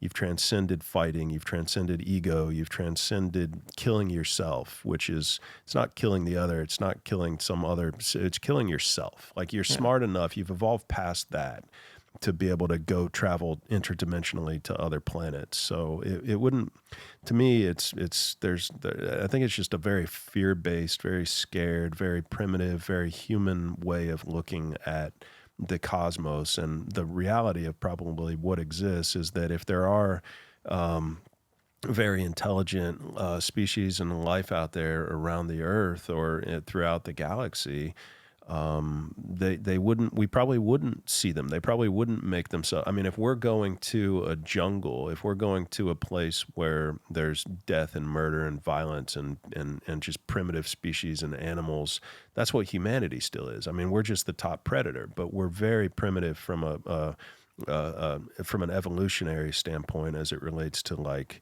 our minds. And so if you're an alien species that's coming to this planet, you're walking into into the jungle, into a place where, people are going to want to kill you. If an alien shows up, what are we going to do? We're going to imprison it. We're going to interrogate it. We're going to, probably kill it by not giving it what it needs, whatever, to survive. We won't know what I mean, why would you show up? Hey guys, no, you're dead if you do that. You're completely dead. So so I think I think the best possibility of what's actually happening is that and they do seem to appear like when something happens, like, and it's like a consistent, repeatable. They're here after we psychically connect with them, or after some atomic explosion occurs. Like it's usually either war or peace that makes them appear. Some sort of a conscious connection with them, or some sort of a nuclear explosion, or whatever it is. And so, but they seem to appear almost like instantly and repeatedly, and so that kind of argues for, is this some sort of an artificial super intelligence that's already there, and that it's like it naturally appears based on something that happens on the Earth. And so, a lot of people think that they can summon them, and maybe they can just through some sort of a conscious connection and getting their mind, connected to some frequency, the Schumann resonance, or whatever it is.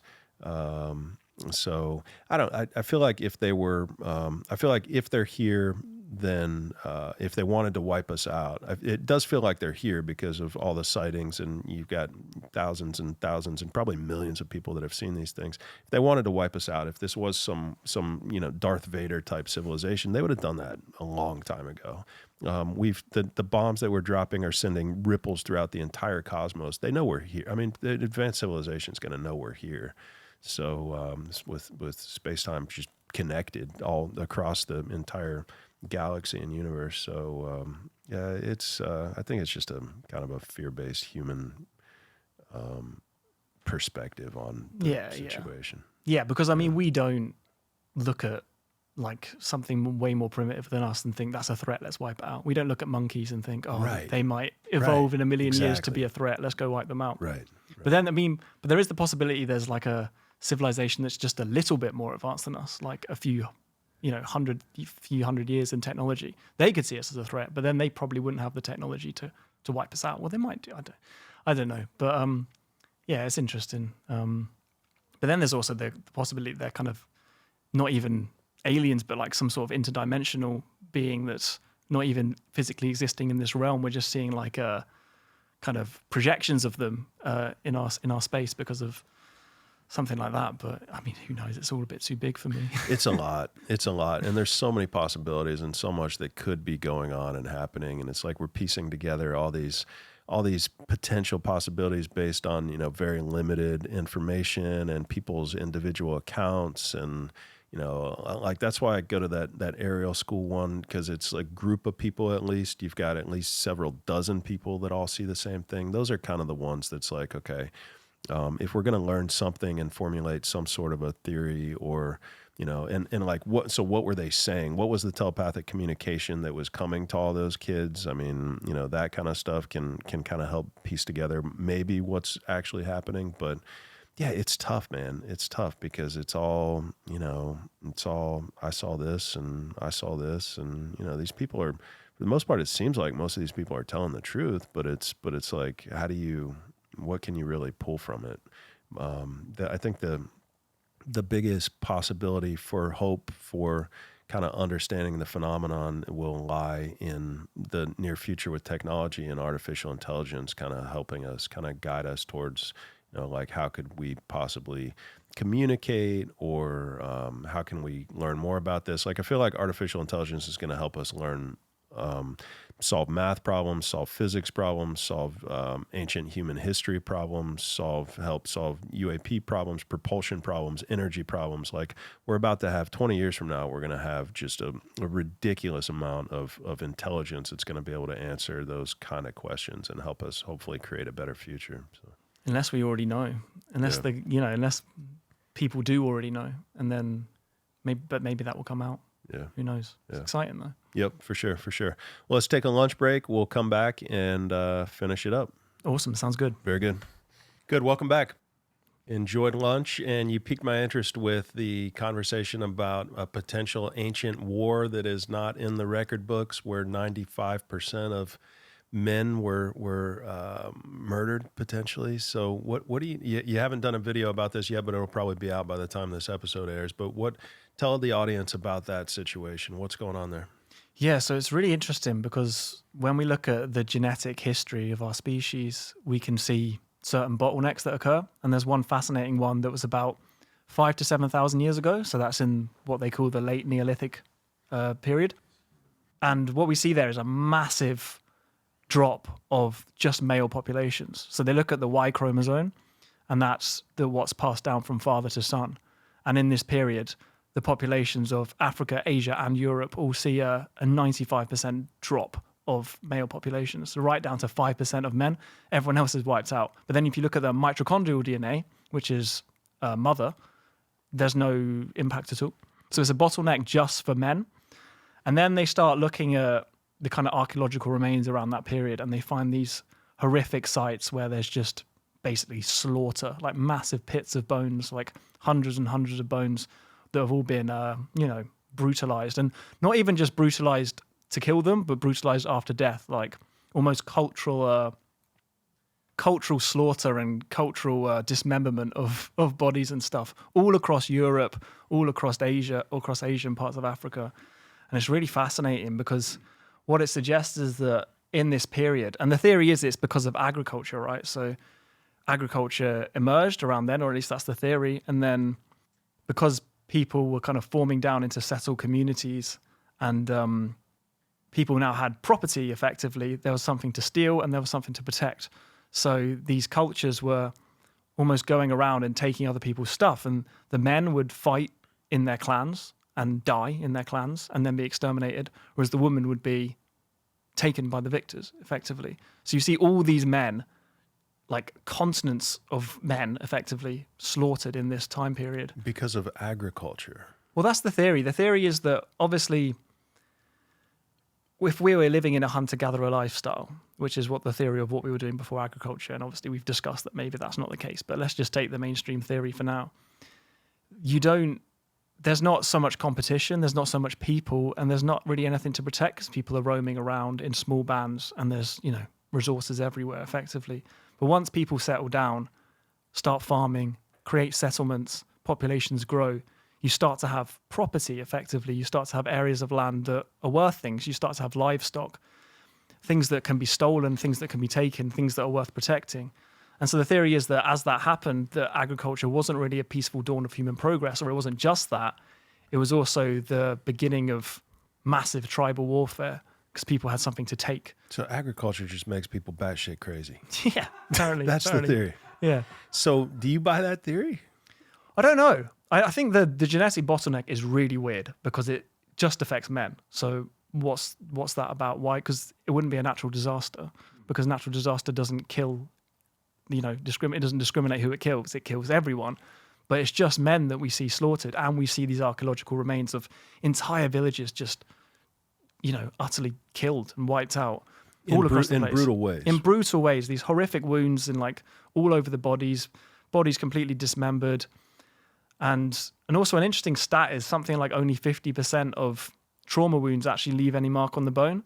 And so we see all these wounds and all these graves, but it could be way more people than that were actually slaughtered at this time. And so it's really fascinating that at that period, it seems to be just like constant warfare between people and just all the men just being slaughtered this way and that until only 5% remained. And it's almost like a cataclysmic moment. Like we almost wiped ourselves out through war just because we had something to steal in that period.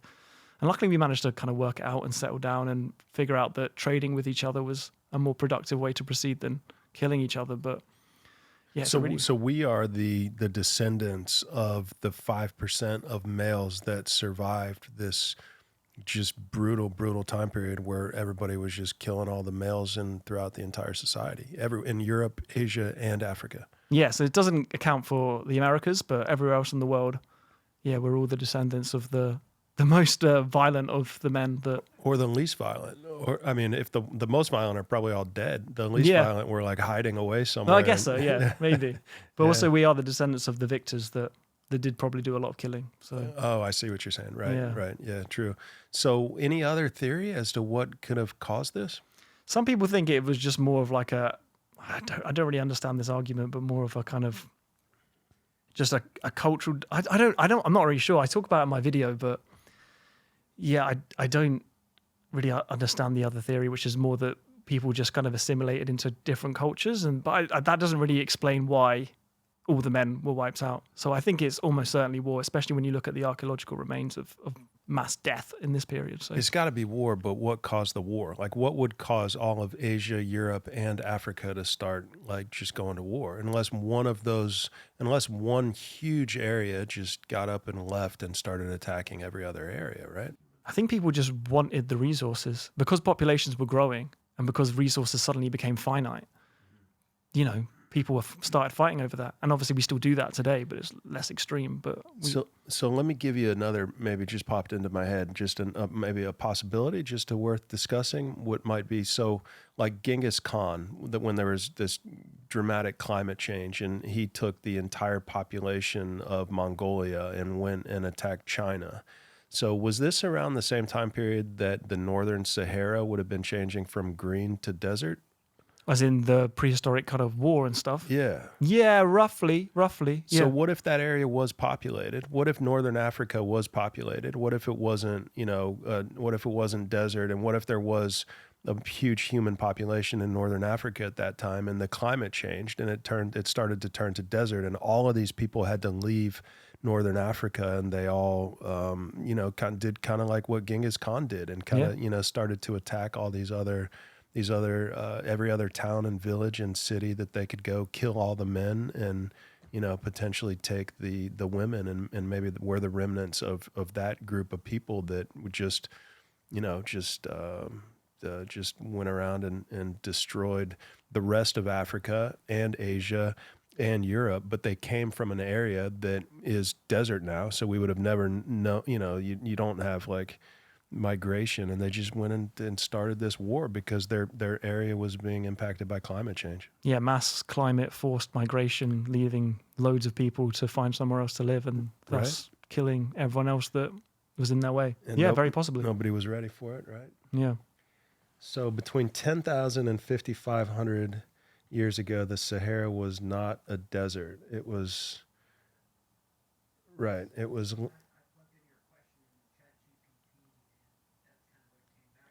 Could this...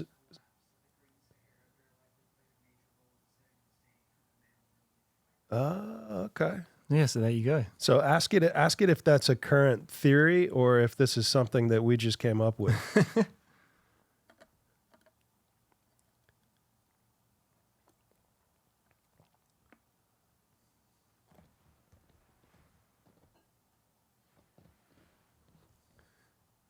Yes, but with nuance. The male genetic bottleneck itself is widely accepted in genetics and population today. The idea that an environmental collapse contributed to its discussion it is discussed seriously, but it is not the mainstream default explanation. It is an active research area that is gaining traction. What is firmly accepted is that everybody died, right? Yeah. But nobody knows how. So, I mean, if you think about it, this was right before the pre-dynastic period in Egypt. It was right during the pre-dynastic period in Egypt. So you could have had all of the people from the Sahara, going out and wiping out Europe and wiping out Asia because they just weren't prepared and ready for an entire frickin' continent the size of America, North America, like you say, going out there. But then what if those were the people that created the vases? We just looked at a bunch of old vases. What if those were taken from the Sahara, brought into, and maybe a lot of these people settled the Nile and became, pre-dynastic Egyptians, and I don't know. Thoughts? Yeah, it's very interesting, and it's just the fact that we do not know why all these men died in this period is really bizarre, and I think that's as good a theory as any, really, that it was because of climate change that forced mass migrations, that forced people to fight for new land and led to this massive population collapse. But yeah, it's really intriguing, and it is, as you say, a very interesting period in human history, just before the so-called dawn of civilization, just before the rise of dynastic Egypt, and all across the whole, Europe, Asia, Africa, such a vast region, for this to be happening across. Very strange.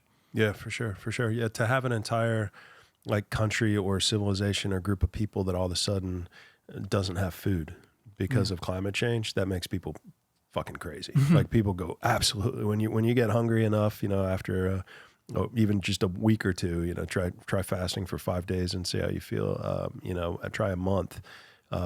People go crazy. And so, that's a lot of times when if people are in poverty, a lot of violence, so could easily see something like that happening. But speculation, obviously, because we don't know, but yeah, probably a lot of secrets potentially buried underneath the sand out there.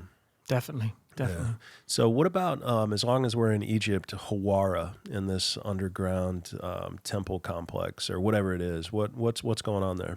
Yeah, this is really, really, really interesting. This could possibly be one of the biggest archaeological discoveries of our generation, I think, to be honest. It's really fascinating. So this is the Lost Labyrinth of Ancient Egypt. It's something that Ben from Uncharted X has been talking about a lot.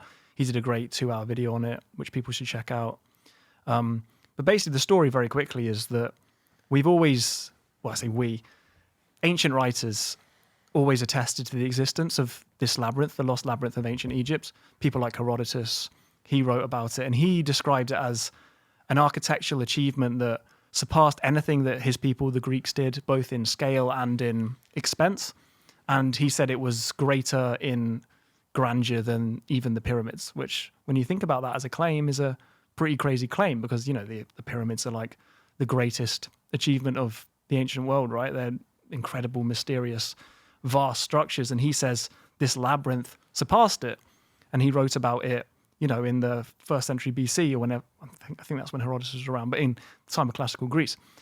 But he wasn't alone. It was other people like Diodorus Siculus, Strabo, the Greek philosopher, and Pliny the Elder, who was a Roman writer. And they all said that they visited this labyrinth. They all attested to its existence. And they all said it was incredibly big, incredibly sophisticated, and a big mystery. And Pliny the Elder says something fascinating, which is that it was constructed over 3,600 years before his time. And so he was a Roman, and he was around the dawn of the Roman Empire in the 1st century AD, the time of Augustus. So if you do the math, 3,600 years before that, it's about 3,600 BC effectively. So that's before the rise of dynastic Egypt. So how have we got a construction, a subterranean construction that was apparently built before dynastic Egypt even arose? That's pretty weird. Probably from this civilization that existed out in the Sahara. Maybe they built the pyramids. Maybe they built the Sphinx. Maybe they built this site under Hawara. Exactly. So it's another thing that's like right at the very early times, or before the early times of Egyptian civilization, that's incredibly sophisticated. I think we figured something out on this episode, man. Yeah. It's all happening in that time. Yeah. But so we had all these ancient writers that spoke about this, but that it was always just thought to kind of be a myth, right? Or the ancient writers spoke about it, but we can't see anything today. But it's always been something that's been known about. And then you kind of fast forward to the modern age, and you get the European explorers going to Egypt. So people like Napoleon, and Napoleon was fascinated by Egypt. He, I once read that he spent a night alone in the king's chamber of the Giza pyramid, and he came out and he was like completely shocked and startled and refused to speak about his experience in that night. And he found it like really weird and was kind of like, scared by it or something. And I always found that weird. But yeah, anyway, he was fascinated by ancient Egypt, but he brought along teams of scholars and scientists in his era. And they went to Hawara and they, did some investigation, and they established that there was something there. And this was kind of the first modern identification that there could be the remnants of some ancient construction below the Hawara pyramid. But that's as far as they got. And then you get to Flinders Petrie, the famous British Egyptologist. And he also went to Hawara. And he did like an actual excavation, and he like drilled in, and he discovered this kind of plateau effectively. And he got right down to that. And he thought that was all that was left of the labyrinth. And he was like, okay, I found effectively the foundation of this labyrinth, but that's all that remains. And that was kind of what was taken as the story of the Hawara labyrinth, or the ancient Egyptian labyrinth. Like, it's been found, what was left of it has been found, there's nothing really there, this is where it was, story done. And that's kind of what the mainstream, idea was regarding the lost labyrinth of ancient Egypt, that it was at Hawara, these writers weren't making it up, it did exist, but now it's gone. And that's kind of what the story's always been and what the story still is. But then you get to the modern day and the turn of the 21st century, and you have other researchers that, thought maybe this story isn't solved yet. So you have something in 2008 called the Matterhorn expedition. So this is a Belgian researcher named Louis de Cordier, and he and his team went to Hawara, and they conducted ground-penetrating radar scans of the site. And they did this with the blessing and working with the Egyptian authorities, and Zahi Hawass and everything. And what they found was stunning, to be honest. Like, you can look online on his blog and in other sources, and they have these full satellite scans of. So these are the more modern ones that happened that were released earlier this year. But the ones in 2008 weren't quite as good as this, but effectively the same thing. They found these vast subterranean grids beneath the sands, and they wanted to release it, but Zahi Hawass and the Egyptian Council of Antiquities didn't want to, or they didn't let them release it. So eventually, so Louis de Cordier was obviously very frustrated by this, and eventually released it himself online and said, look, we potentially have found the lost labyrinth of ancient Egypt. But Zahi Hawass and others didn't want to publicize it. They said it was something like a national security threat or something like that. It was all a bit weird. But then you had another group called, can't remember what they're called. There's a company called Merlin Burroughs, and a man named Tim Akers, who is now passed. But he used to work for the British military, and he used satellite scanning technology to scan the same area. And these are the scans that you see. These were the ones that were released earlier this year. And as you can see, it clearly shows, vast subterranean, some kind of construction down there. Chambers. Yeah. And it looks just like what the ancients described, a vast labyrinth hidden beneath the Hawara pyramid. So it's really interesting. And what's weird about this site is they have quite a lot of water damage, or water has kind of flooded the subterranean levels underneath the Hawara pyramid. But this appears to be below that. So the kind of plateau that Petrie found, they think actually wasn't the foundation of the labyrinth, but the roof of the labyrinth. And the labyrinth is actually below that, and thus below the water, and then potentially still preserved. So there could be, who knows what, treasures and information hidden beneath there if they manage to actually get down there and do a proper excavation. And another interesting thing is that one of the things this satellite scan found was a weird kind of tic-tac, this is how they described it, tic-tac shaped object that they're scanning.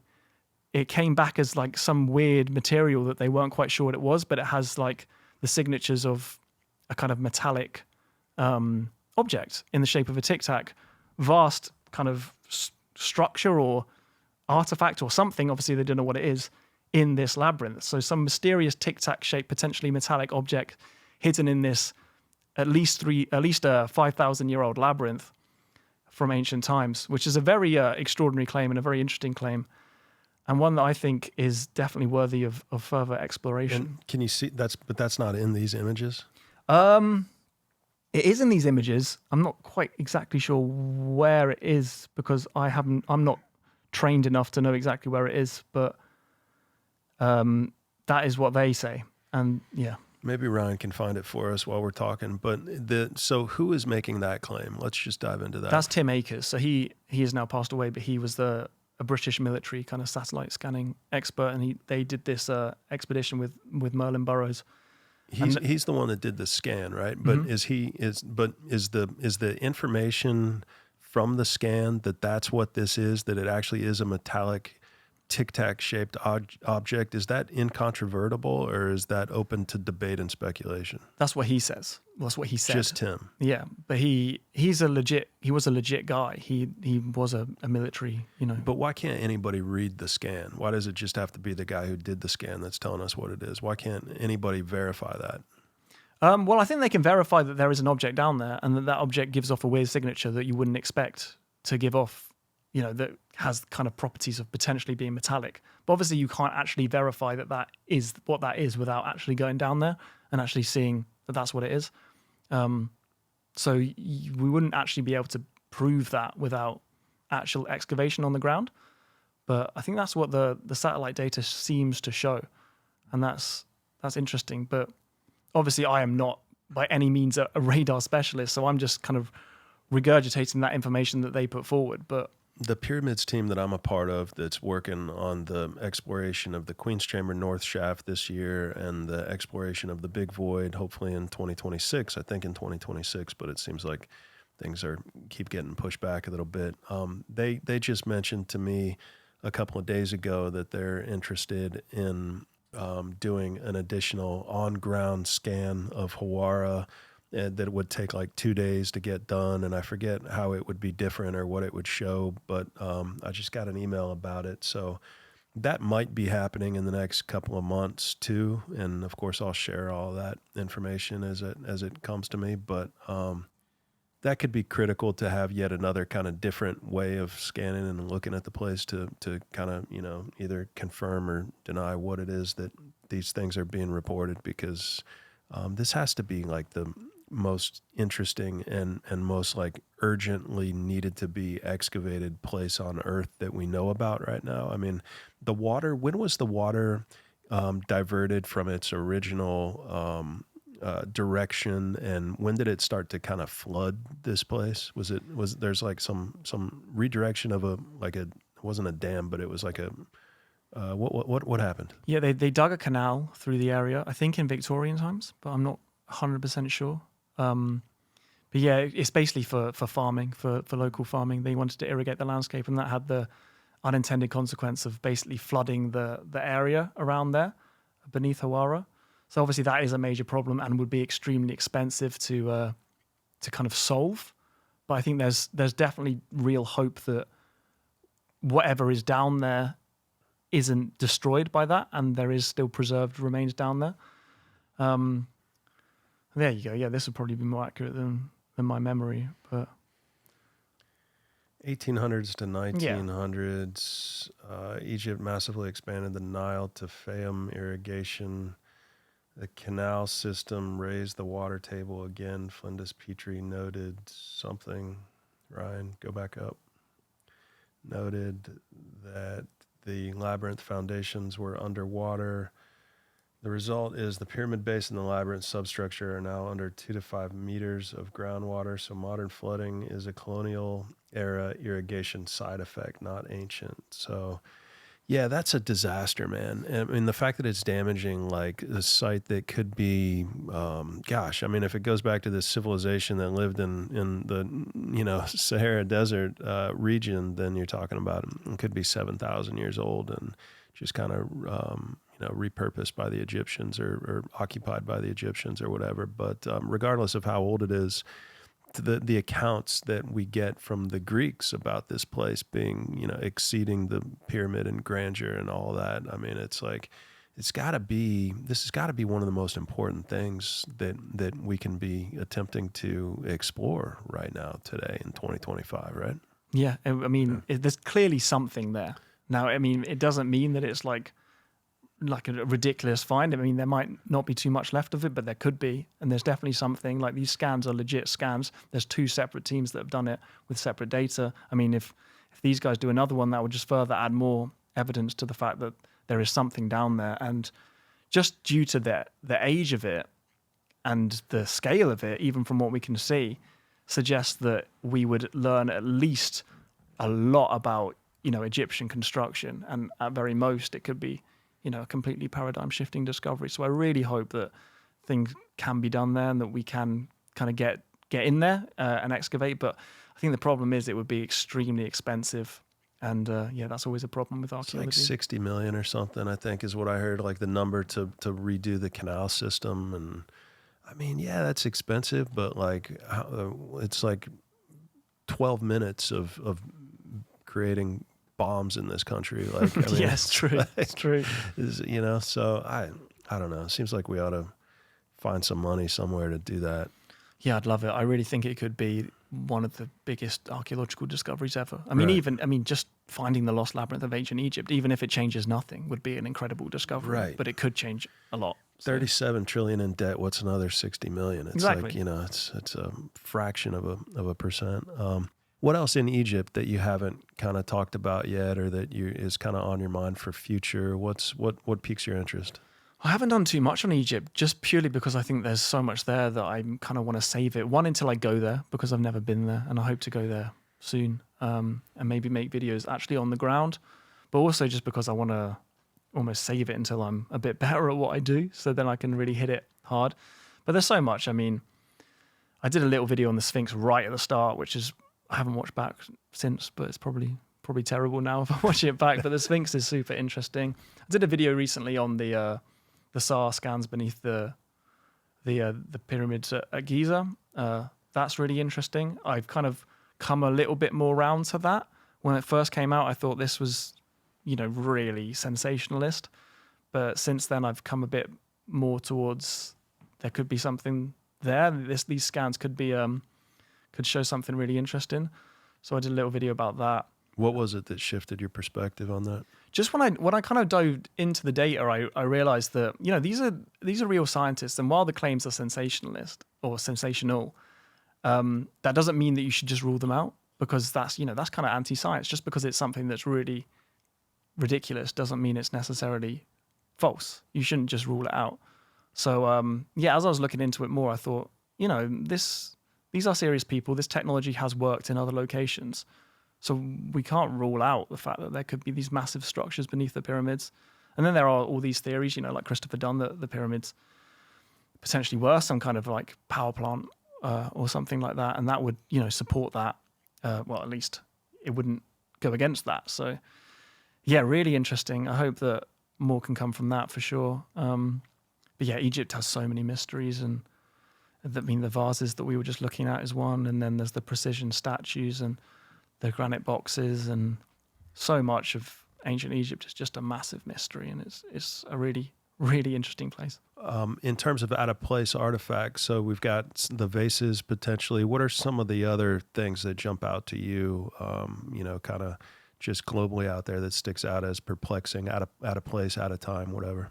Yeah, so one from Egypt is the Sabu disc, or the schist disc, which is, I mean, a lot of people know about that, but it is really weird. It looks like it could be some machine part. I mean, I'm not saying it is, but it's carved from stone, and it's just a bizarre shaped thing.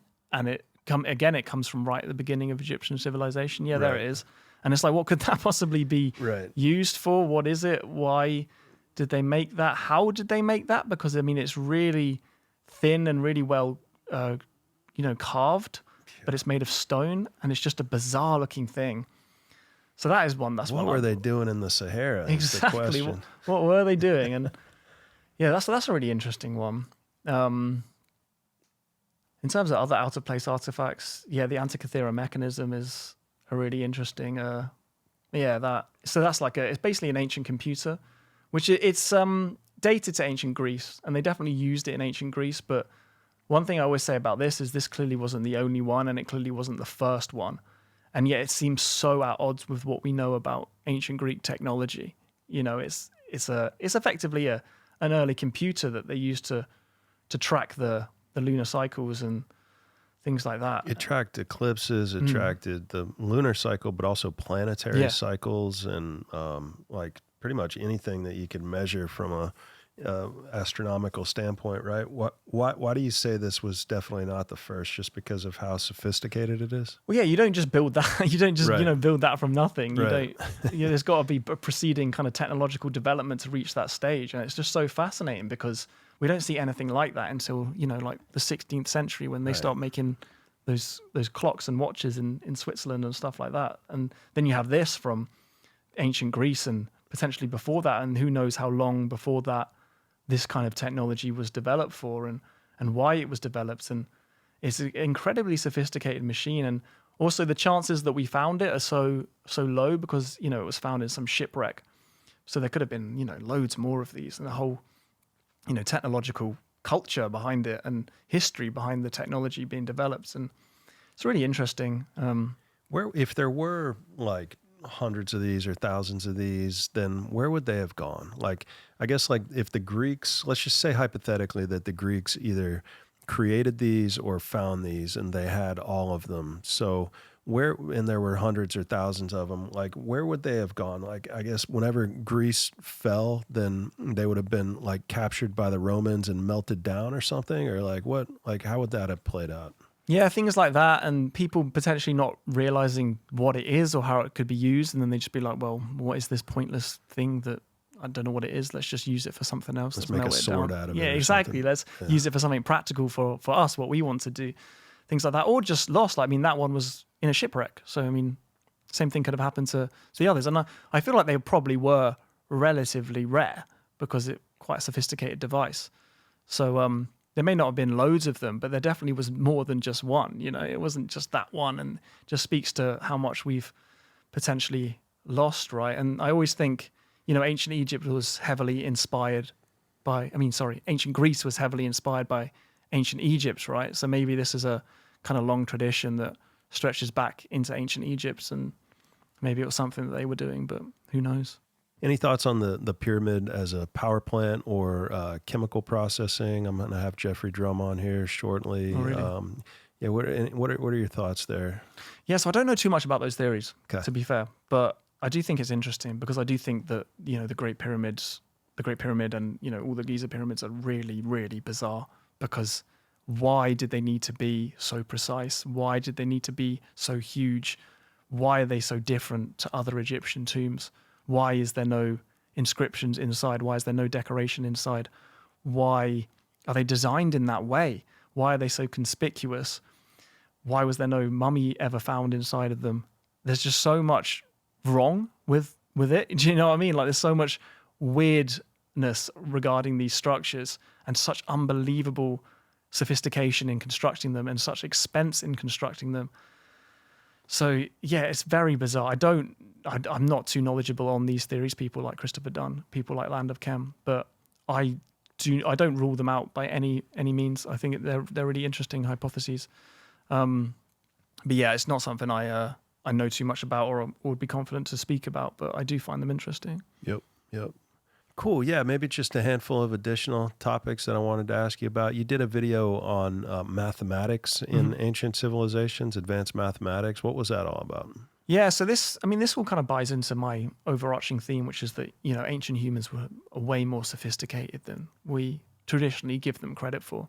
And so that video, I was kind of looking at a few artifacts that show that humans were doing math quite a long time ago. So one artifact I spoke about was something called the Ishango bone, which I think on memory is about 20,000 years old. And it's this bone that has these kind of tally marks in them, but some scholars think that it represents prime numbers.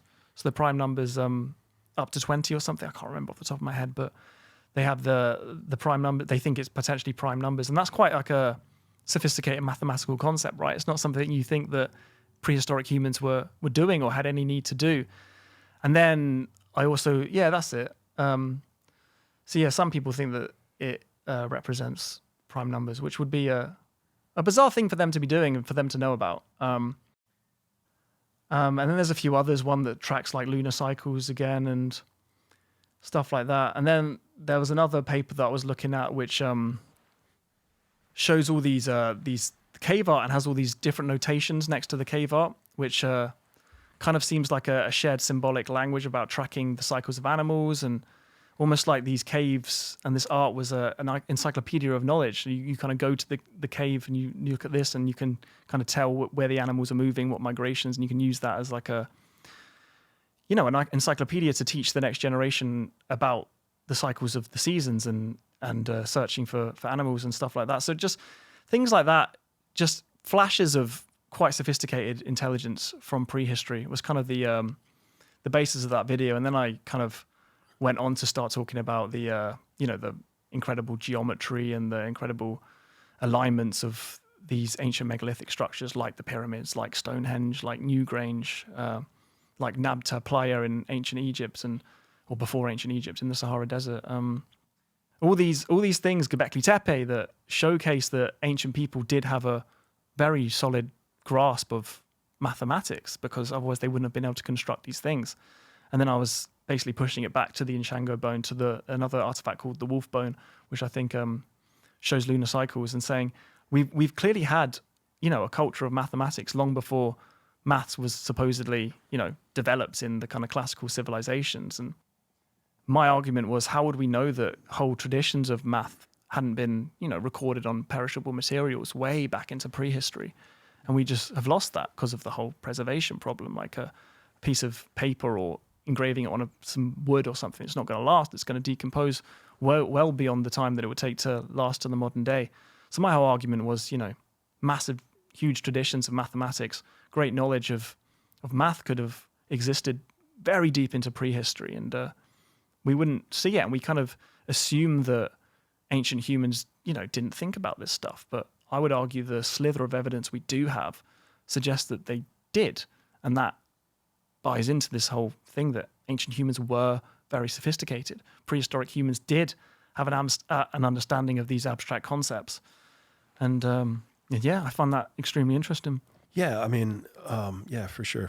The Antikythera device, I mean, in and of itself would have taken just a ridiculous amount of math. And of course, the Greeks had advanced math, and they're credited to all of that. But is there evidence that they would have been capable of that type of predictive modeling from an astronomical standpoint with, I mean, you would think like gravity and,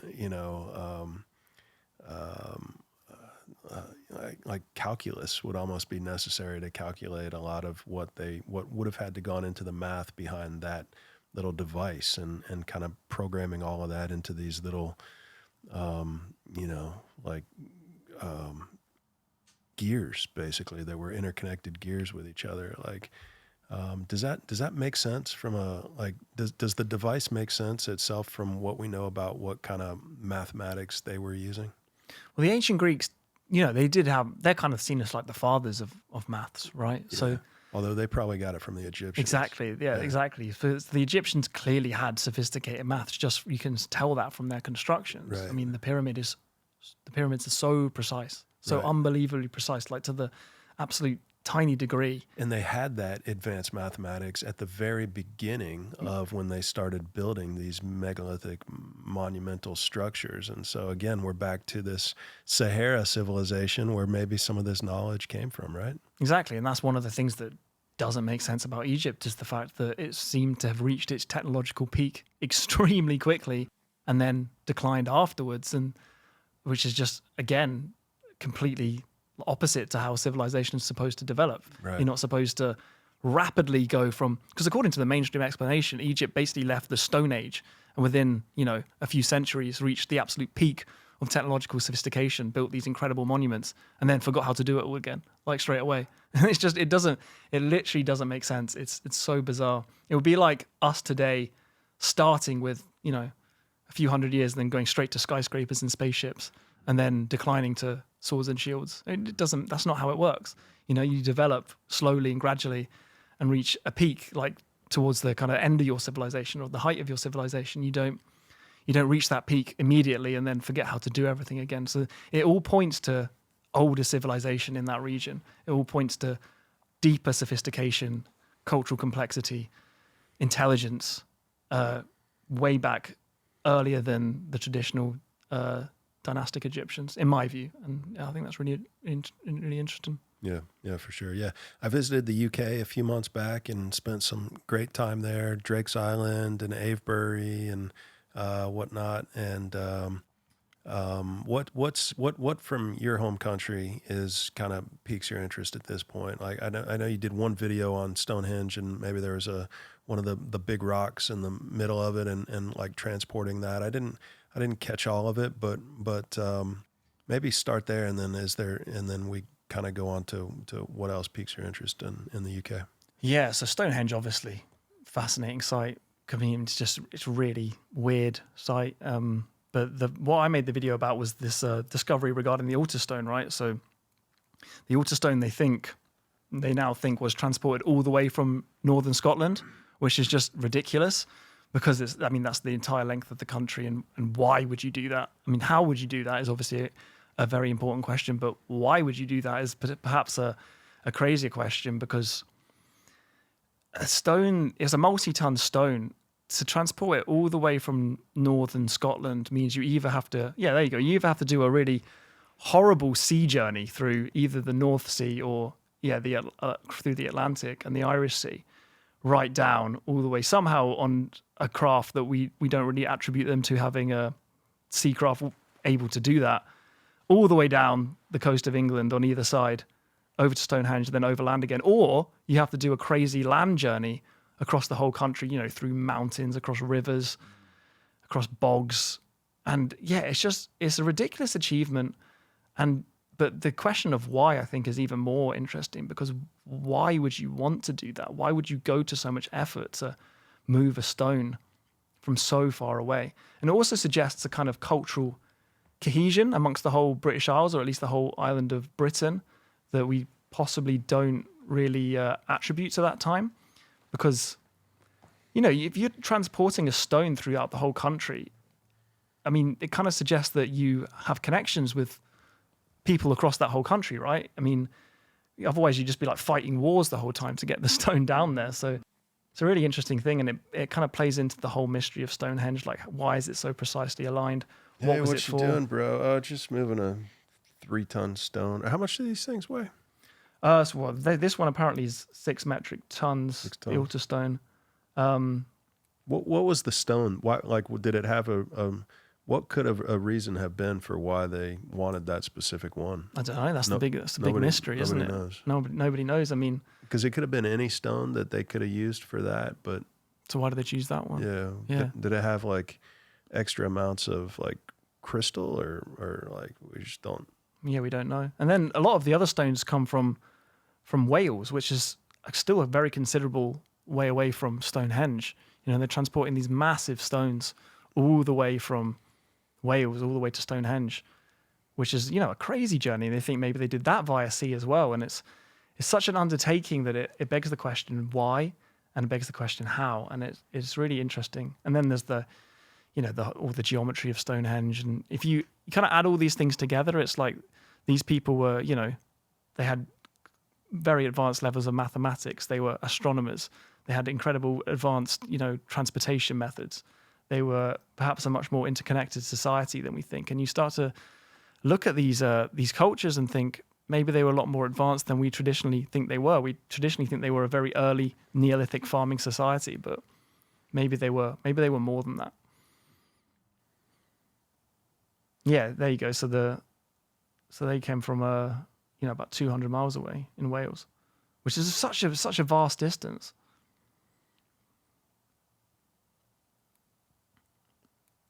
Yeah, it makes no sense. Yeah. Makes no sense. Basically, yeah, that's basically what I was trying to say Right, in lots of words. It makes no sense at all. Yeah. It's like, why? I mean, and so when we have stuff that makes no sense like that, most of the time people are like religious purposes, ceremonial purposes, or like, and it's just, you know, it doesn't, that's the answer for everything, ceremonial or whatever. And yeah, if you ask ChatGPT, it's like, so why were the stones transported so far from Stonehenge? What are the three best theories? Spiritual or ancestral significance of the stones, aka, I have no idea. Yeah. Healing or magical properties. Magical property. Like we're at number 2 of the best theories. Magical properties. Magical properties already. Political or social unification. The idea of moving the stones was a symbolic act of unity, symbolism over different tribes or regions. Yeah, so nobody knows. Nobody knows. And it's interesting because the altar stone comes from the very north of Scotland, which is by Orkney. And on Orkney, we have all these really mysterious megalithic structures as well. Yeah. And so it kind of hints at a much larger and more interconnected Neolithic Britain than I think anyone's really kind of thought about before. Because Britain is littered with Neolithic monuments. We have so many stone circles, Avebury and Stonehenge and Orkney and Skara Brae. I mean, there's so much, and then Ireland as well, and not really much explanation for why and for how, and I find that really, really interesting. Well, cool, man. Yeah, it's been a fun conversation. What did we miss? What else is on your mind? I don't know, to be fair. I think we've covered quite a lot. But yeah, I mean, I just really want to bang this drum that, you know, human civilization could be a lot deeper, a lot more complex than we've been taught and that we've traditionally thought. And that, you know, we've been around for a long, long, long time. We've been intelligent for a long, long, long time. And that's something worth shouting from the rooftops about, because this idea that civilization didn't emerge until only 5,000 years ago with the invention of writing doesn't really make sense with the evidence anymore, in my opinion. And I think we need to start opening our minds to what could potentially have been possible throughout the whole of prehistory, because it's such a vast, vast amount of time, 300,000 years on fossil remains, possibly up to 1 million years in terms of our lineage. It's almost unfathomable amount of time for people to kind of get their heads around. I think that may be the part of the problem. It's so long. And we have, you know, we don't think in that timescale as people. We think in the timescale of a human life, 100 years, or maybe in terms of civilization, a few thousand years. But when you get these massive numbers, it's hard for us to comprehend what could have possibly happened. Like, we have periods of time where, like, tens and tens of thousands of years, which is longer than recorded history, where the only evidence we have of what humans were doing is like one tooth. And that's all we have for like 20,000 years. Right. And we just say, well, that just means that nothing was happening. But I would say, no, that just means that evidence gets destroyed. Right. And thus a lot more is possible than people think. So yeah, for sure. So the skulls that 300,000 years ago or whatever, if we're comparing those remains of people that have been found, the Homo sapiens that have been found, similar to modern Homo sapiens, is the brain size the same? It's the exact same like proportion of the skull from earlier Homo sapiens to what we see today with us? Is like cranium size the same? Yeah, so the brain case is pretty much identical. It's more the brow ridges that are more primitive features, but I would argue that the brain case is the important thing, right? That's where the brain is. That's where the intelligence comes from. And if we have, and we have now that we have the Yunxian fossils from China, which is Homo longi, which is a similar sized brain, effectively, from 1 million years ago, if the dating is correct. That means that a brain the size of ours in a human like us, not Homo sapien, but like us, has been around for 1 million years. And that's just such a long amount of time. It's wild to think about, yeah. You did a video on mushrooms, and it's almost like YouTube has like like it suppresses any videos on mushrooms, and it's, I'm sure pharmaceutical drugs are fantastic and accepted, and they pump that through the algorithm. But anytime you say the M word, it's you're getting off into crazy land. But how do you think that could have impacted human intelligence, or like what role do you think mushrooms played, if any, in human history and evolution? Yeah, so I did that video on, the first half of the video was about the stone ape hypothesis, so the Terence McKenna idea that psilocybin basically caused a cognitive revolution in our species, or in the humans, which then led to the development of culture, effectively. So I spoke about that for the first half of the video. I think that's maybe a bit of an oversimplification, the stoned ape theory. That's kind of what I say in the video. But then I move on to talk about the clear role that psychedelics has played in human culture. And we can see that everywhere. You see that in the Amazon, South America, with the consumption of ayahuasca, and the clear spiritual role that played in those cultures. You see it in ancient Mexico. They kind of almost revered mushrooms there. You find these idols carved of mushrooms. You see it in even ancient Greece, which is, the kind of the birthplace of Western philosophy, effectively. And then you have the Eleusinian mysteries. So the fact that the kind of whole basis of our current civilization's philosophy comes from a culture that used psychedelics to kind of grapple with these problems. I find that really interesting, especially when you compare it to the fact that psychedelics are so demonized today, and have been by governments since the 60s, effectively, and the war on drugs. And I think that is a tragic thing. I think psychedelics have clearly been an integral part of who we are as a species, and have been for a long, long, long, long time. The war on some drugs. Yeah, the war on some drugs. The war on that's what they should call it. The war on the fun ones, effectively.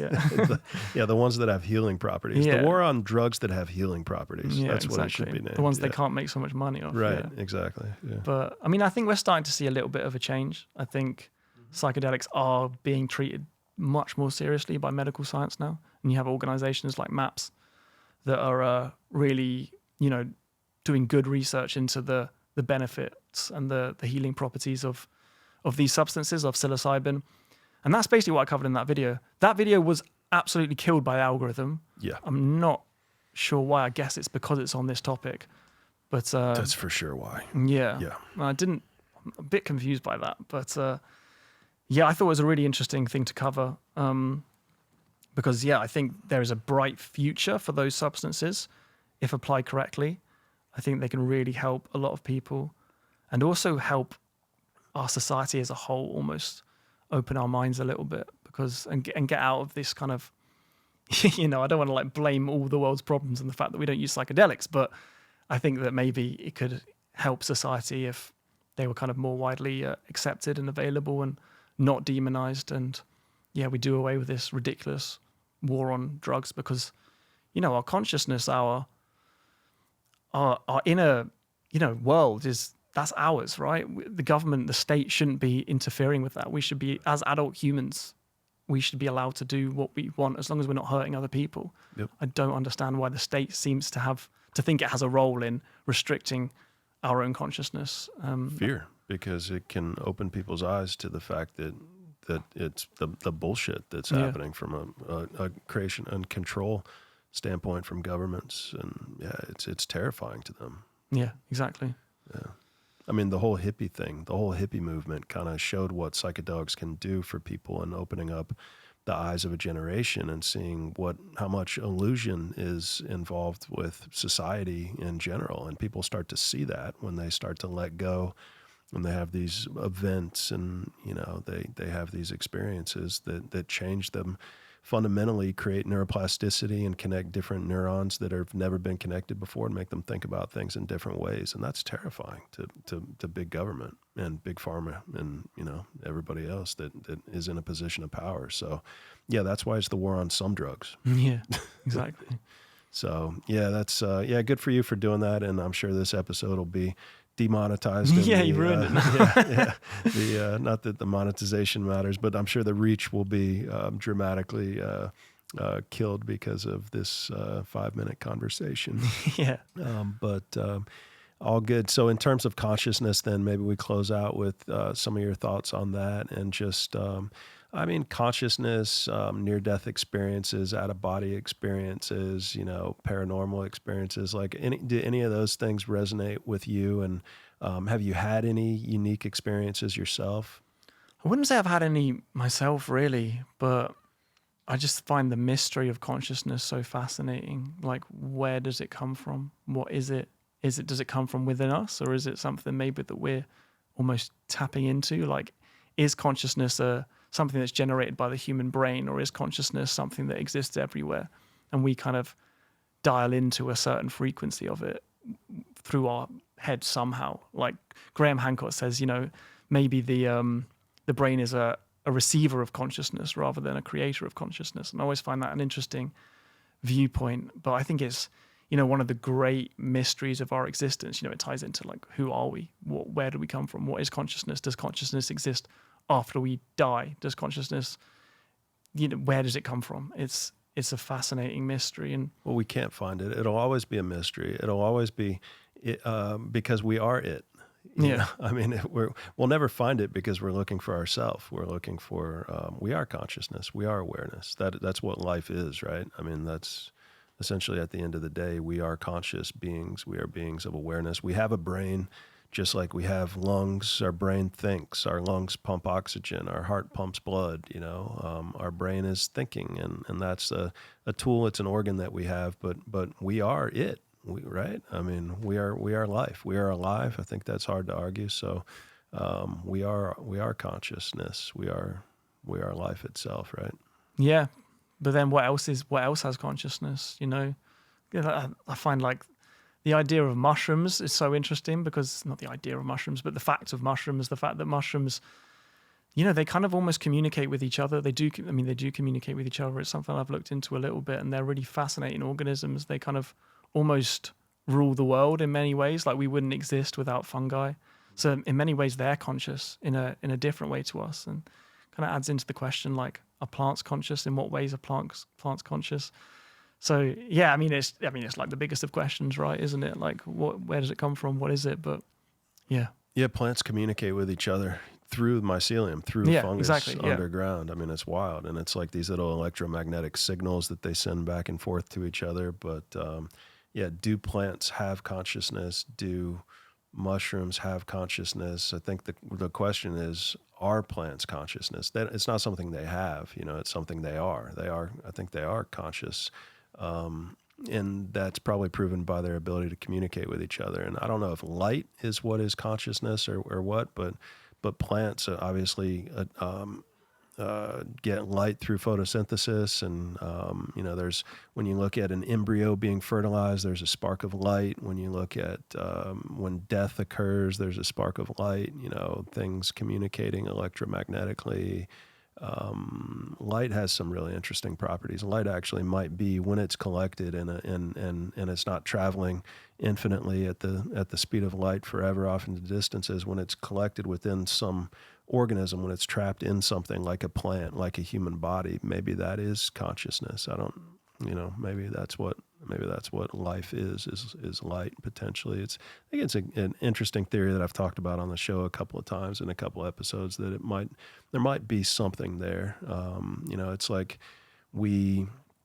I think if we don't start to think about some of those possibilities for what life is and what consciousness is, then what are we doing? You know, like science can't tell us what life is because they're identified with the mind. And so it's, you know, it's all that organ they think is who they are. They think that they're the thinker. And so it's like, they're never going to get to that answer because the thing that they're looking for is themselves, but their mind is in power and it's controlling their perception of reality. And so it's difficult for them to kind of get to that in order to even ask the question of, hey, what is life? What is consciousness? Like, what am I? What makes an alive body different from a dead body? What is that one thing that takes you from dead to alive, or alive to dead? You know, what is that? What's the difference between this body and that body?